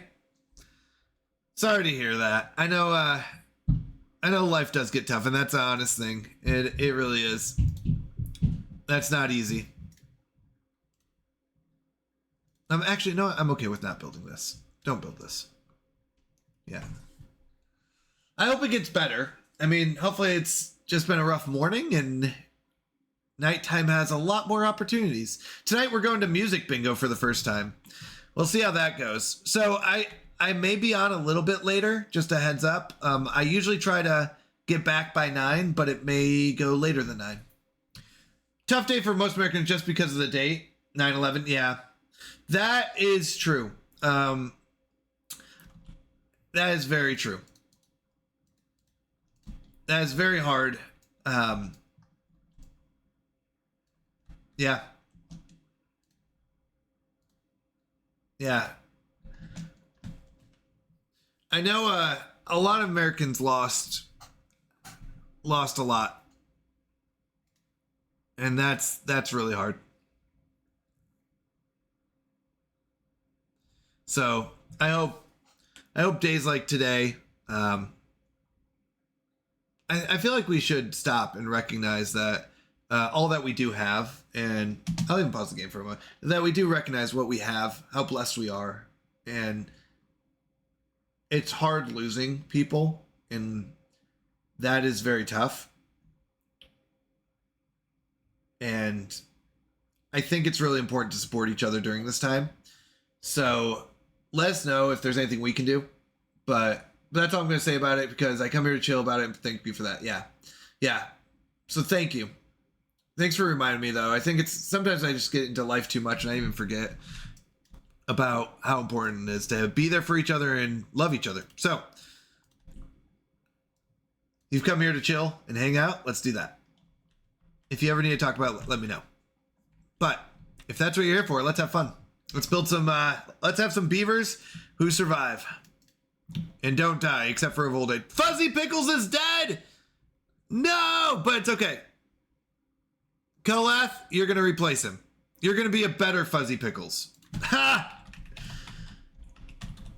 Just kidding. Okay. You're at 66%. Google Llama's doing our sciencing. We need 2.4. Except for me, I plan to die. No, nonsense. Nonsense. You're going to live forever. Old age only, though. That's right. That's right. No hunger or thirst here. Okay. I do want to water these, so we're going to get enough water just to get down to these areas here, hopefully, and then we'll pause it again. Come on. Fill it up with water. Pour it out. Oh, wait, we're short 6 beavers. That's not good. Okay. We need 10 more gears. We have 0. Do we slow down our farmer? We're going to go back down to 1 and 1. We're going to turn off our wood collector. That puts us at 4, which means I just have 0 builders. And that might have to be okay. We'll get a builder back when we turn this on. We might lose a berry or 2. Would I like to lose a berry or 2? No. But at this point, that might just be how it goes. This poor guy has to run all the way down here for water. To pour it in, and for it to just dry up. He pours it in, and basically just dries up. You know what? We're going to take the L. We're going to take the L on this, these ones. Yes, we want to lose Barry Allen. Nonsense, Isu. How are you doing, Isu? What are you up to today? How's your Thursday going? I hope it's doing well, going well. We're building our wall. We're going to lose a few berries. Not the important one, though, Isu. Just the ones in the game. Not the real Barry Allen. I didn't realize I had that. Okay. We got another beaver. We need 8 more gears. We've got the planks for it. And then we have explosives. Isu, this is probably my pretty much the opposite of every playthrough I do. This is basically the opposite of every playthrough, which is I need to rush metal, I need to rush tunnels, and I need to rush, like, explosives. Rushing tunnels is like the opposite of every playthrough I do. You're letting beavers die, about time. Nonsense, I'd never let a beaver die. I've got two breeding pods going. They're just not keeping up. All right, 0.8 days, then the drought's over. We have some water left over, which is good. That would be truly different. That's true. That's true. Letting them die of non-old age. But this is the opposite of how I like to play up my, send them into the water for fun. Stop it. Stop it. Look at that water. That is not clean water. That is dirty, dirty water. Look at all the dirt and redness. Oh my goodness. That would be the opposite. I'm sorry. I was incorrect. By the way, I don't know if you were here for last night's stream. I I admitted that I was possibly and most likely incorrect about candles and how they work. All right. It came up again. Oh, thank you for the 9 bits. I appreciate it. Honestly, thank you, thank you. 76 bits. Wait, hold on. Did I do that right? 68, 77. Sorry, 77 bits for the month. Thank you, thank you. Clip it or it did not happen. Fine, never happened. I would never admit I was wrong, Isu. Never. Just kidding. All right. It takes about 3 days before the water reaches us. So, and maybe even longer because the drought was longer. So we're going to just wait here for the water to come down. And, yep, that's what it is. We just sit here and wait for water. Isn't that wonderful? Yay. All right.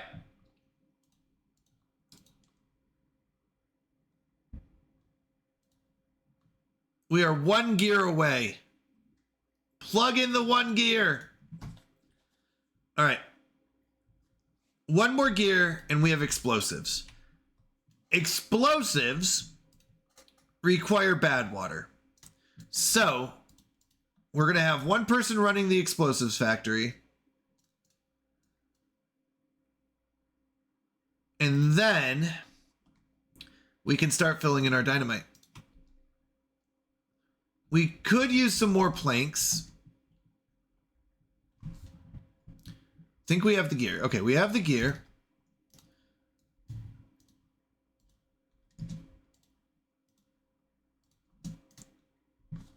I would like some lumber for this. And this is where we get into tricky movement. Yeah, this is still dried up. So we're waiting for all the water to come in. It completely dried up. That's crazy. Oh. Okay, so we are officially making that, which is good. Our priority is over there. We want these 2 made first. Actually, I wouldn't mind building some of these first. While we don't have red tide in here. So any dynamite we can make. I don't think we'll get water for probably a couple days. Or another day. I mean, even the water that's coming in is mostly bad. And it's not enough pressure. As we zoom up, we see the water has finally started entering in on day 3. We're waiting for it to push. If we can get any of these done, let's go ahead and pause this. How much does this take? 150, so we only need 2 here. If we can get any of these done, that would be good. Okay, here it comes. I'm gonna wait a moment. And then go. Now it's coming in. We have to be careful. We don't want them coming down here once this gets up over. But until then, let's get these built.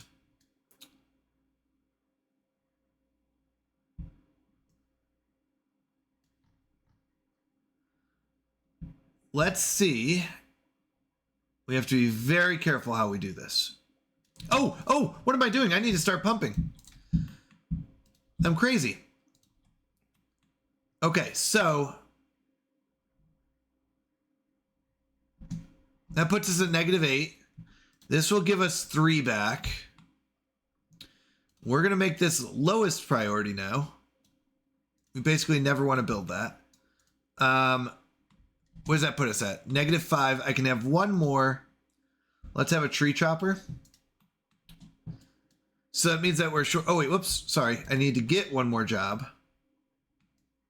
We only have 9 beavers. Okay. We're going to pause one of our scientists. Now, as long as we stay at -4 beavers or 4 shortages, we'll be fine. Okay. We're good. Why are you down there? Do not go down there. Are you kidding me? Stop going down there, sick beaver. Or beaver, because you're gonna get sick. Stop it! Why do you do this? Why are they going down there? Do I have to destroy this staircase? I think I do. Yeah, they keep going down there. Oh, that's so unfortunate. Our beavers are terrible, terrible at beavering. Yeah, we have to destroy it. Otherwise, they're going to die. Because they will keep going down there. Okay. So, they can't get down there now. Otherwise, they'll get sick and we can't afford that. So, can't afford that kind of health insurance. So now, eventually we need to build up that whole wall, but right now we're okay.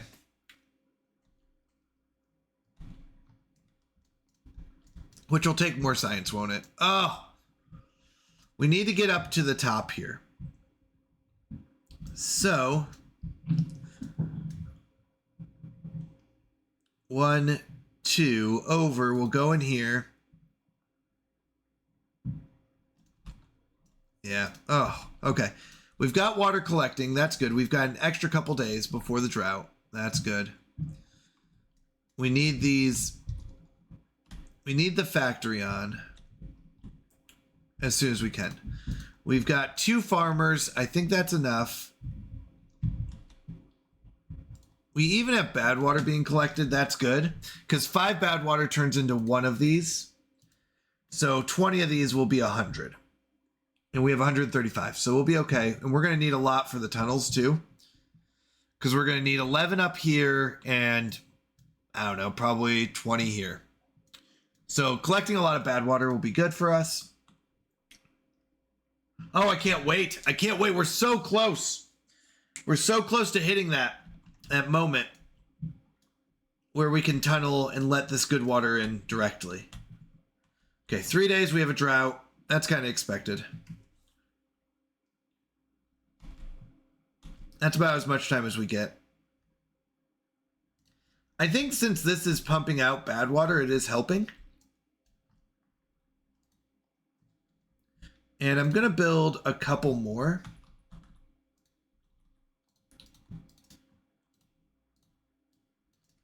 For the bad water. So that we can keep pumping out that bad water. Good news is we don't have to go far for bad water.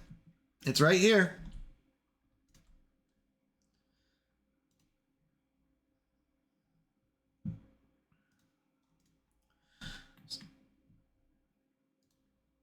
Yeah, we want as much bad water collected as possible because we're going to go through a ton during the drought.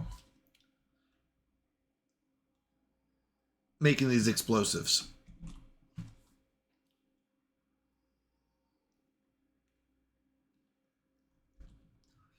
If it's a long enough drought, we're going to actually pause these towards the end. If it's a long enough drought, this dries up and we can build those stairs again. It's unfortunate that we have to kind of go back and forth on it, but if we build those stairs again, we can maybe get most of this done. We do want this to be done. Oh, let me think real quick. Yeah, before we can build this tunnel. We need to build this tunnel, then this tunnel, then this tunnel. In mostly that order. All right, we need 800 more science. We're almost there. We've got 1 more day to pump. 600 water keeps 10 beavers alive for 30 days. So, we don't want any new kits. Wow, these are filling up faster than I thought. So we're going to pause this as it reaches the end. We're going to give it a little bit more time just to get closer. So if we need an emergency beaver, we can turn it back on. Just give it a little bit more. Keep going. Keep going. Keep going. Keep going. Keep going. Keep going. Keep going. Keep going. Keep going. Keep going. Stop! Stop! Stop right there! Stop! I'm just kidding. That's how it goes. Isn't that like, have you ever backed up a car that had that person? Okay, come on. You got plenty of room. Plenty of room. Come on. Come on, press it. Come on. Come on. Stop! Stop! Stop! And you're like, what just happened? You went from plenty of room to immediate stop right away. It's life, though. All right. They're building up the wall. We could probably pause these. I was kind of using these to try to get as much metal out of here as we can, but we don't really have enough beavers to handle that. Okay. All right, we're going to get 5 beavers back in a moment.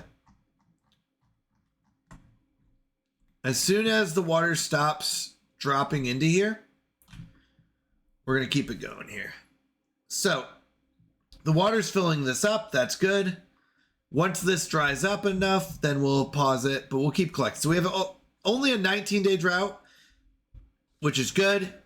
We have 600 water, which is more than enough right now. And we can even keep collecting for a little bit longer. And stop it. Okay, perfect. So this is the point where we don't want this water to go back out at all. It shouldn't, but we won't. Pause these. That gives us a lot of beavers back. So we need to turn on our industry. That's one part. I need to get more wood. So that leaves us 2 builders with wood collectors. I could even add another scientist, but you know what? I'm going to keep the 2 builders instead. I want to get this wall built up. We need to get this built as soon as possible. All right, we got one of our... Okay, and we need to do a second one. So, these right here, we're going to go down and then tunnel.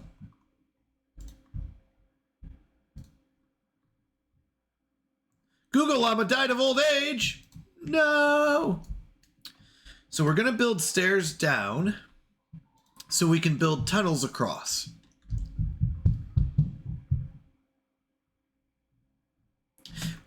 Do I need to go down another level?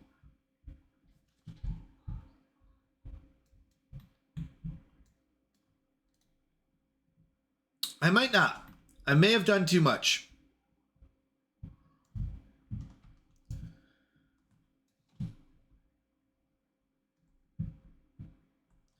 Technically, no, because I forgot these put platforms underneath. Is that a problem? No, if we don't need the dynamite here, I did accidentally do an extra dynamite, but since it... Let me think real quick. Since it puts platforms...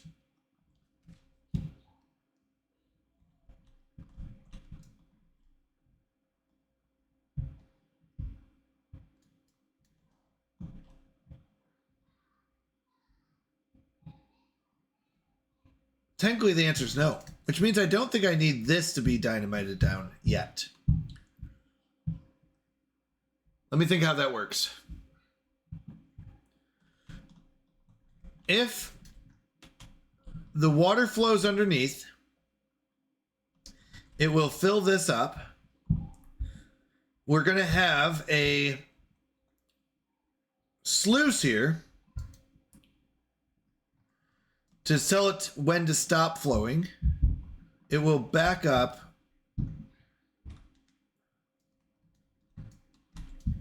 under the water, under the sea. We're going to have a sluice that tells it when it can and can't go through. It will send it through. It will back it up.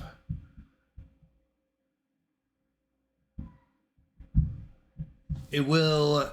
Eventually we will want these, but you know what? I don't think I need them right now.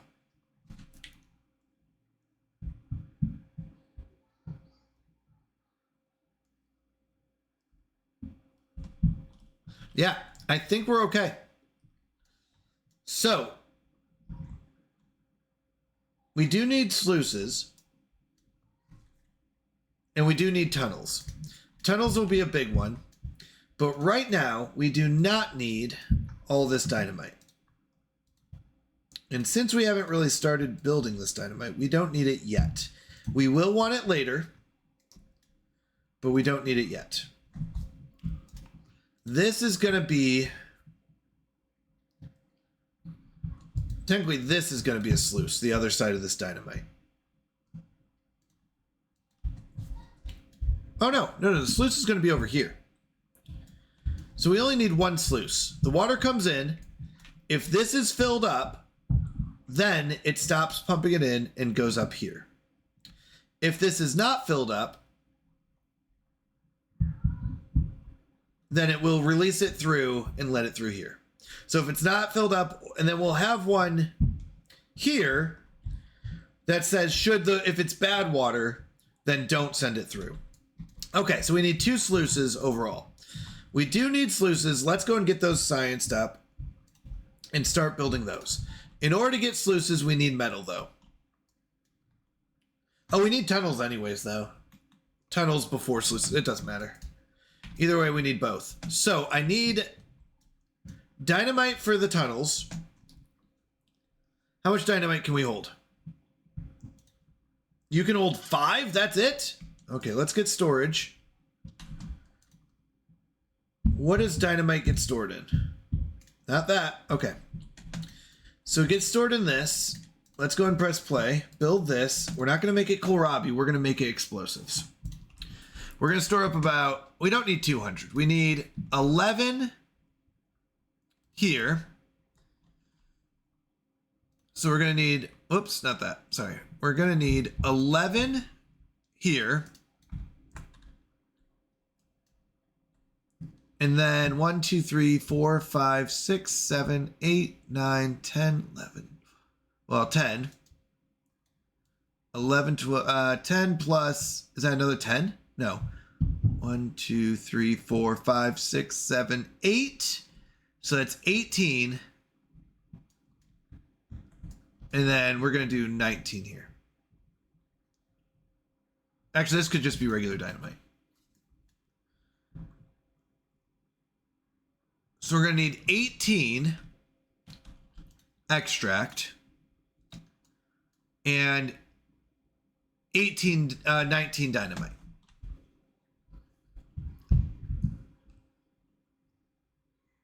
Yep, that's what we need. 19 dynamite, 18 extract, and a whole lot of planks. So we are currently making the dynamite.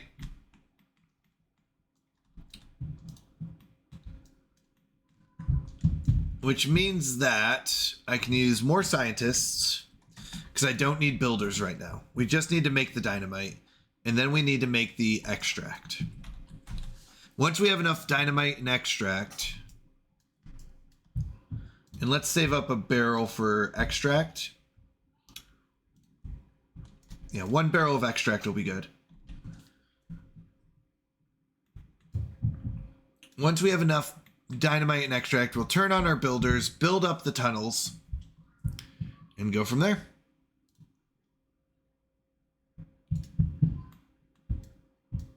$19 dynamite, 18 extract should be enough.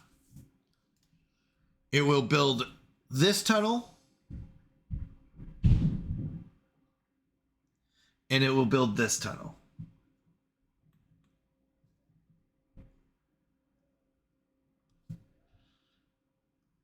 Now we just need the 2,000 science.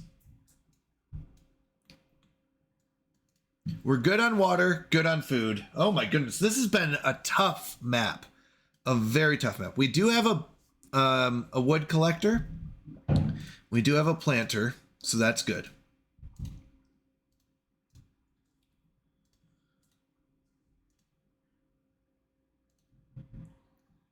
These are still marked for chopping.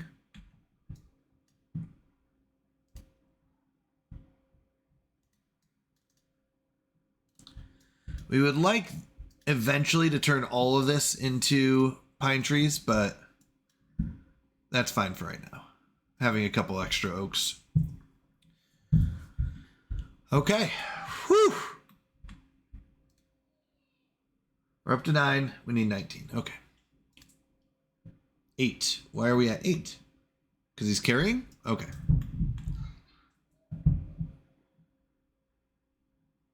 Now we're up to 10.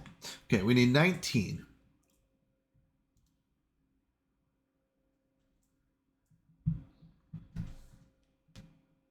Please tell me he's not making 1 and then carrying it. He should be making 5 at a time, then carrying. Okay, we have an extra beaver.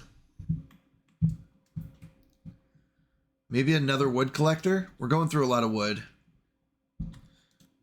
We can collect the wood from over here.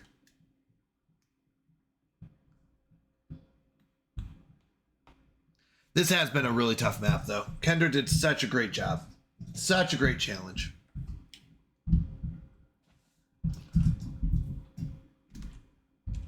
You know what? Instead of a second wood collector, let's get a berry collector here. Get these berries stored up so we don't run out. Food is doing okay, so 2 beavers here is fine. I would like 3, but 2 is good right now.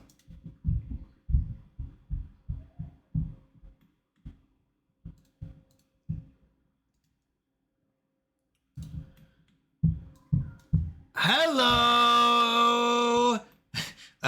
Hey, hello, Canadian person. Hello, hello. How are you doing? This is called Underdark. So this is a map that Kenderfrog made. And the idea is that you start off in this cave. I am for sure alive. Let's go. That's always a good start. Now, this cave is only connected to the top through a super duper long tunnel, which means that's pretty unusual. Underdark, eh? Yup. So, once again, we are in this cave, and if we lower the map, where is Dritz? I'm not sure what Dritz is. I'm so sorry. So, this is our water source, and you might say, oh, where's the water come from? So, it comes from this long tunnel that goes to the other side of the map, and if you look how long this map is. Now, you might say, oh, that's not too bad, except for this is a hole that does not have a water source in it. The water source is actually back on the other side in this corner. Driss is the most famous person who lives in the Underdark. He is an elf. Oh, I need to get up on my D&D lore. I see. So this is actually where the water source is. So in order to get water to our little town, the water has to start here, go through this windy path all the way to the other opposite corner of the map. Once it starts filling up this hole, it then has to go all the way back to down this tunnel towards our thing. So it's super far away. Let's put it that way. He's also in Baldur's Gate for a second. Nice. I need to play that game. I really do. So basically, it's far away. Let's just put it that way. It's a very big pain. So in order to basically maintain stability, we have to build a tunnel from the water source that's in the corner here to our town. Now, in order to get the technology and all the resources for tunnels, that is super tough. That is what makes this map so tough, is that it's like, oh, but it's right there. And you're like, yes, but it's takes so much to get the technology for tunnel, the science, and the resources for tunnels. So that's what's taken us forever. Oh, Baldur's Gate 1. That old, yes, that old. That's funny. So we're going to need 19 dynamite and 18 extract. I think were our numbers. We could probably make 20 dynamite and 20 extract to be safe.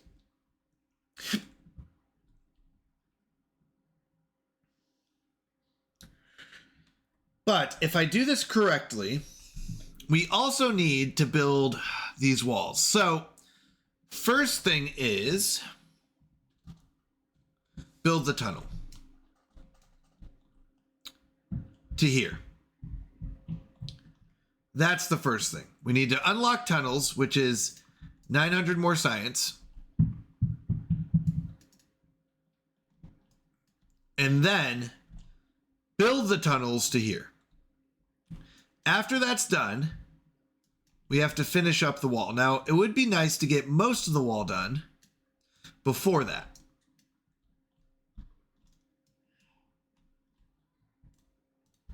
I'm working with 2 farmers, a woodcutter. Let's do this. Let's do it with 2 builders.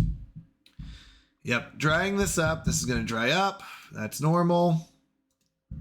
So we'll have to release some water in here to get these berries not to die. Oh, you got extra? Yeah, I had to get extract in order to build tunnels. It's pretty crazy how fast you have to go into technologies and the advanced ones in this map. Because I agree. Yep, I had to get it. I mean, I technically don't have level 2 platforms either, so we could build 2 of the singles if we need to. I don't love that. But we're going to have to think of a way to build this upper tier.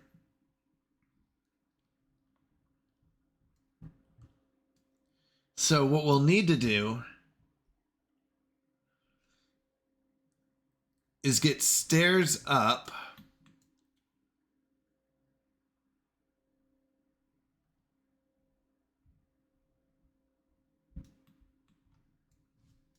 So what we'll want is a staircase. We'll have to do this.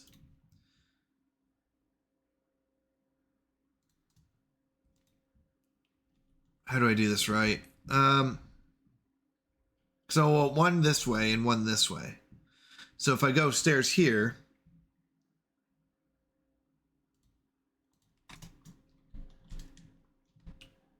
and what we'll do is say don't build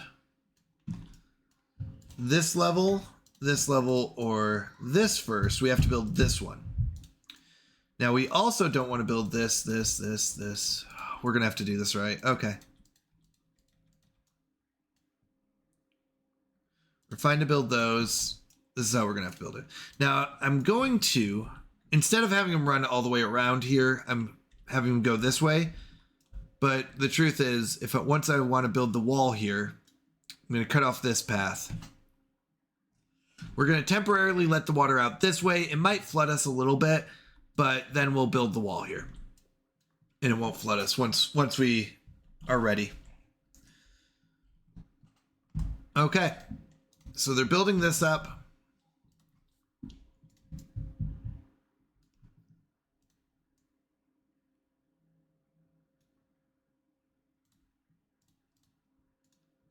They're going to finish the second layer.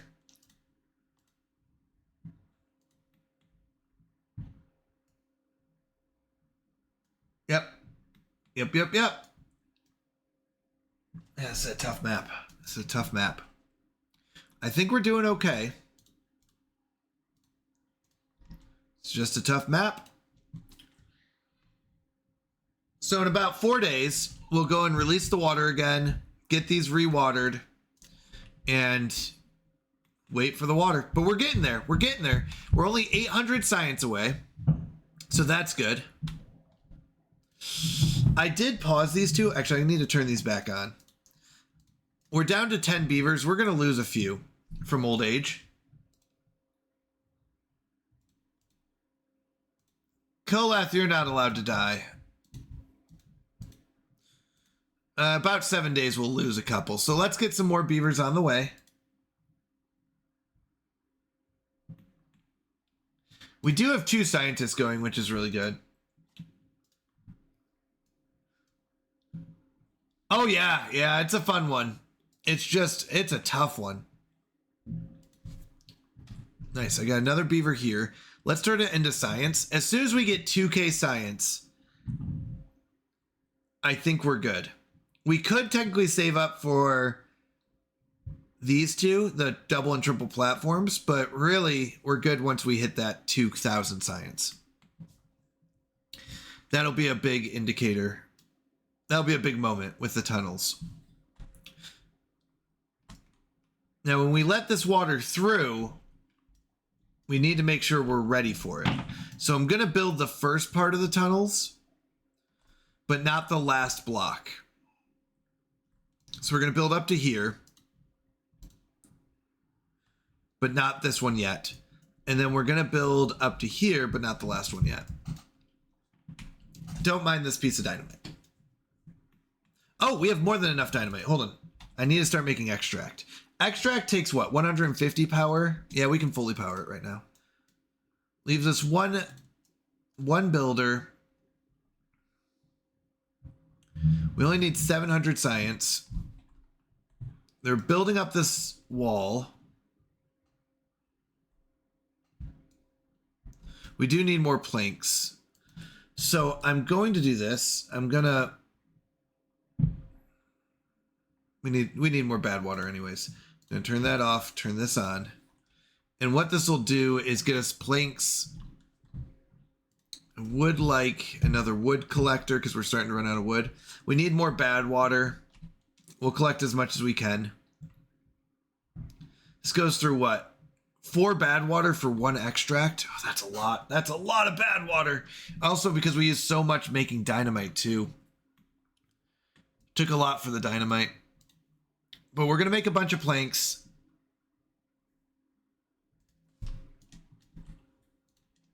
Okay, so the planks will build the stairs. The stairs will be able to reach the 3rd and 4th levels. So we'll be able to finish off this. We'll destroy it after and get some of the refund. So we don't need a ton of planks. Would it be bad to pump out bad water here? The water level will go down, but we will get bad water out of there. So it'll still be good water. What are thoughts on that?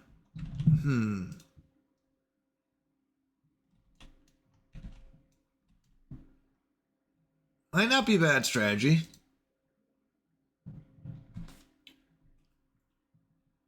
Pump out some bad water.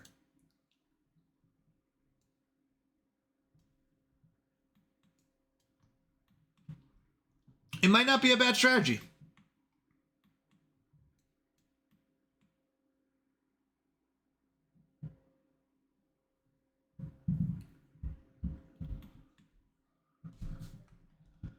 We are 600 away. Okay, they're building up the wall.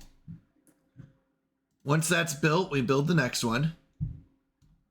It's hard to see sometimes. There we go. So they build up that. Then we build this one. Then we build these two. We're in a good spot, though. I don't know if we'll make it by next cycle, but we're in a decent spot. A lot of it's going to be bad tide. Focused. Okay, we need to release the water here.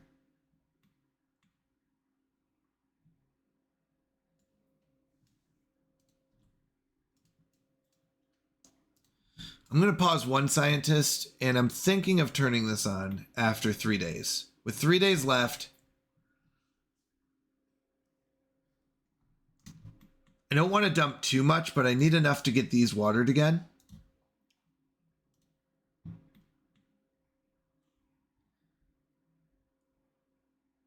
Would it be worth chopping down these trees and just making this a connection? Maybe.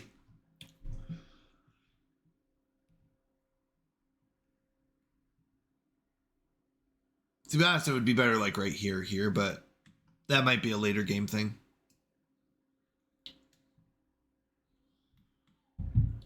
I just need enough water to reach these berries.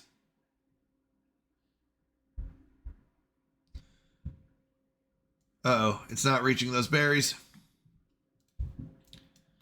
All right, did we build up the second yet? Nope, they're building it still.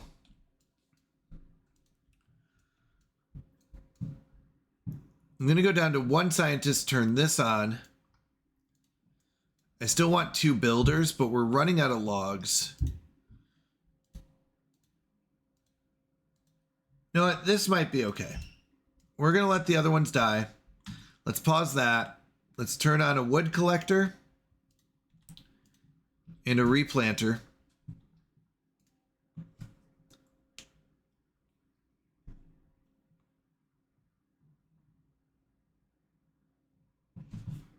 Or do you? Oh no, you focus blueberries. That's fine. We don't need to focus blueberries anymore. We're doing fine on blueberries, fine on food, okay on water. The dump was just to rewater these once. They should be able to survive now.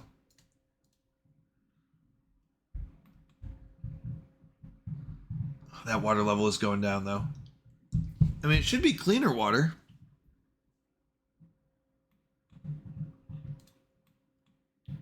I don't love this though. I don't love this. We are getting bad water, but I don't know. I don't want that. Let's get more trees. We've got a lot of building to do over here. So that should build the next 2 levels. We just have to make sure we do it properly so I don't get stuck.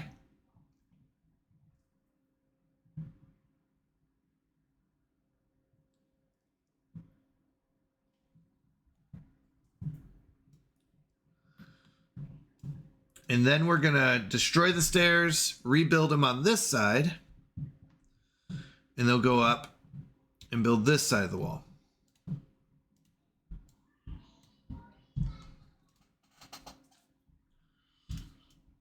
One day left in our drought, which means about 3 days until the water actually hits us again.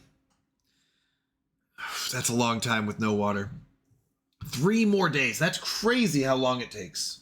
Isn't it? Isn't that insane? I think it is.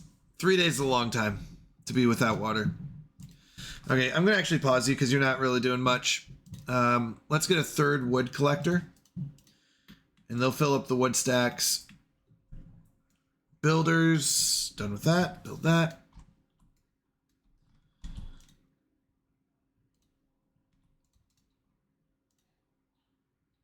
All right, they'll build this next.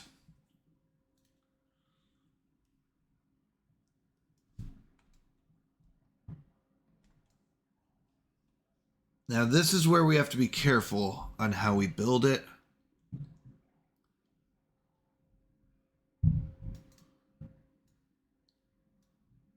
Oh, wait. No. Hold on. Pause this. I need this built first. I thought they finished that one. They did not. So they have to finish this first. And the only way that I think they can reach that is by coming up onto this little platform here. Then we can build this. Oh my.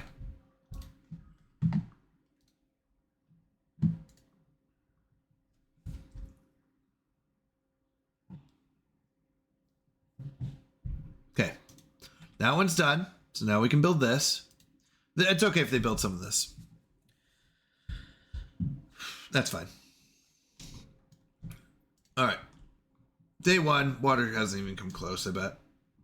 This is all dried out still. Completely dried out. So we don't want to release the water out that way. At least it's watering something.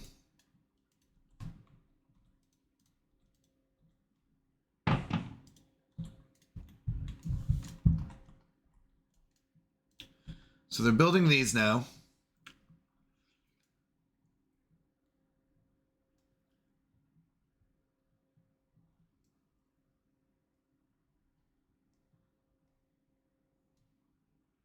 The only one that will take a while is this one here. All right. We're almost good on this. Wanted to make sure we're filled up with berries. Day 2, do we have any water in there? First, it should be red tide coming in. Yeah, so red tide will hit first. Day 3 in a little bit is when we finally get the blue. This, I don't think will reach us. I think it gets to like here-ish. Was it here or down here? Maybe I'm wrong. It will, because this should be sucking up water and pulling it back. Oh, maybe I'm wrong. Maybe it does reach us. Oh, no, it stops there. Okay, so right here. I don't know where I point to. Oh, no, it's still going. Okay, we got 10, 12 beavers. Okay, so they finished that. So that should be good. Now we destroy this one. And we can destroy this one too. Collect that and build our stairs up to here. Now that...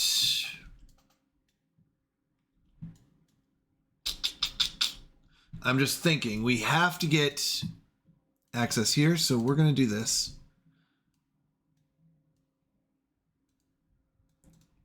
And we're going to destroy this. It's a little bit more walking, but we'll be okay. We're going to build our levee here. This is going to be... Let me think. Oh, shoot. You know what? I'm going to have to destroy this, aren't I? I think I will. Because I'm going to build a sluice underneath.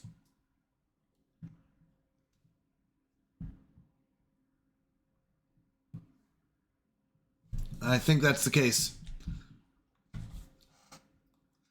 So, extension? What do you mean extension? Ow. That's okay. It's only 2. We'll lose 2. It's okay. We're going to build a sluice underneath. I do need to get the science. Okay, day 3. The water is finally going to reach us. It needs to build up a little bit of pressure. Now we can release it, let it in. And this is where we need to start pumping. So we went down to 78. Oh, don't see Pokemon Community talking?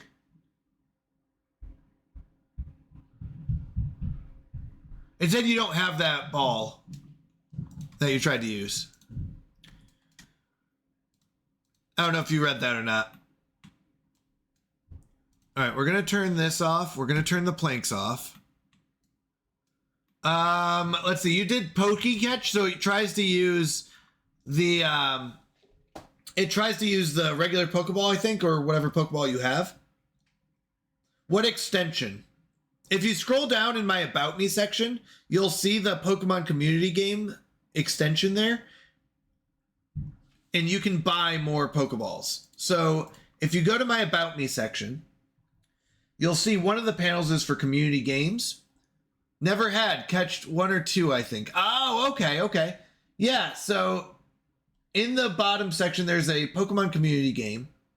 And you can go ahead and go to the shop and buy more Pokeballs. You can see your Pokedex and all the fun stuff. That's probably the best way to see it.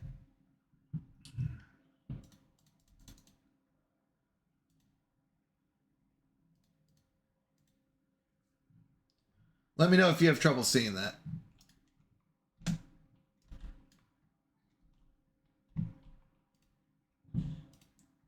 Ah, yes. Well, I might have some script blockers active that block everything about that. That makes sense. Nope, I don't blame you.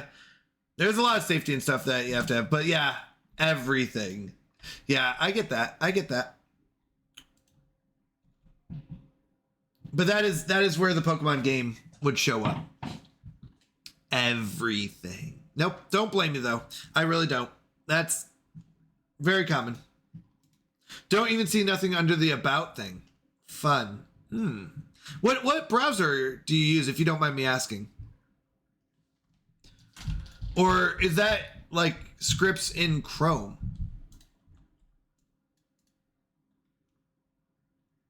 All right, this is filling up, which is good.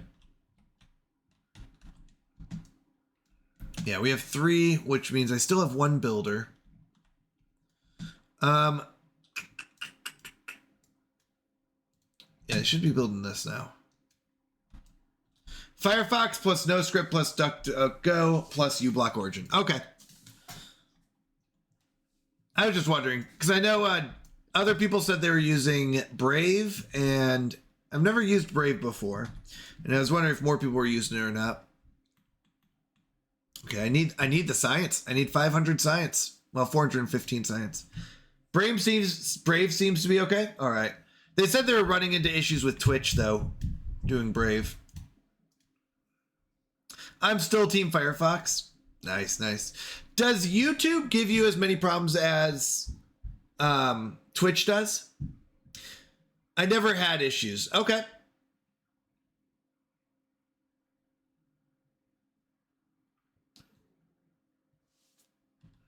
All right. So we got 3 days of pumping. I don't know if we'll hit 600. I'll be honest, I don't know if we'll hit 600, but we'll see. We'll see how much we can pump out in those 3 days.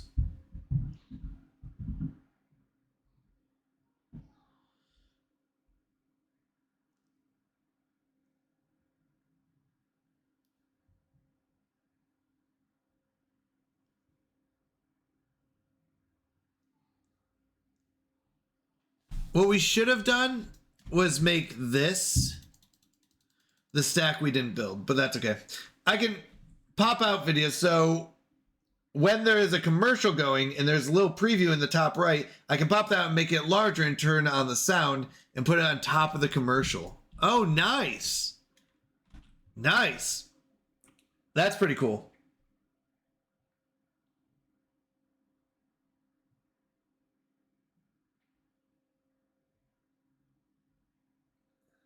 But that is not a plugin. That is standard. Oh, really?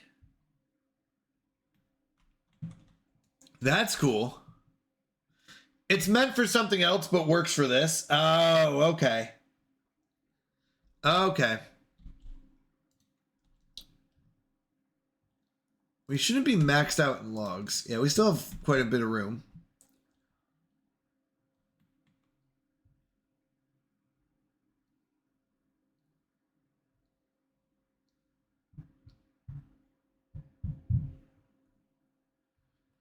All right, so I didn't realize we had a second woodcutter there. These are still marked for cutting, so we have plenty of trees to cut. Actually, you know what? I'd rather start replanting these so we have future wood. Okay, so this is all done. I really don't need a builder right now, so we're going to go 3 scientists. I need as much science as I can get. I need to hit that 2,000 science. Let's go, Bob the Builder. Coming with a rate of 1. Bob, you are hitting us at the hardest time because we are just about to wrap this up. But I really do appreciate the raid. Thank you, Bob. Had to leave work to get my daughter. Totally understandable. I'm glad. I hope you had a great stream. Glad you're here, though. Yeah, let me go ahead and give you a shout out. For anyone that doesn't know, Bob the Builder is fantastic. Go give him a follow, playing some Valheim. Yeah, we are actually going to be wrapping up here. So I just wanted to kind of get this to where we have the red tide. Actually, no, we'll come back to it. We'll come back to it tonight anyways. So let's go and wrap this up. We'll end here. This is an amazing map. It is a painful map, but it's a good one nonetheless. I love a good challenge map, so painful is good, right? Sometimes. Underdark, hey, yep, Underdark. So we'll get back to it tonight when we come back for more Timberborn. We'll probably play some games with Google Llama and then go into more Timberborn. So let's go on a raid ourselves. Let's head out. Thank you again for the raid, Bob. I really do appreciate it. Sorry that I'm being raided and then running. That's not usually the case, but that's the case today. Let's see who we haven't rated in a while. There's some amazing streamers on. Let's see. Okay, so all right, the one we're gonna go to is Pear Gamer. Pear Gamer is a fantastic streamer, lots of fun.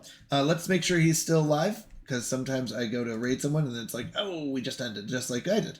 So looks like he's still playing. Oh, he's only been live for about an hour, so I think he'll be on. He is fantastic. I really enjoy Pear Gamer. It was just me anyways. No, but I still appreciate it, Bob. It means a lot to me. So thank you. Thanks for using your raid to come to me. Pear Gamer is a fantastic streamer. If you haven't had a chance, he does a lot of these Mario Maker maps in Zelda. He's really, really fun. Really enjoy him.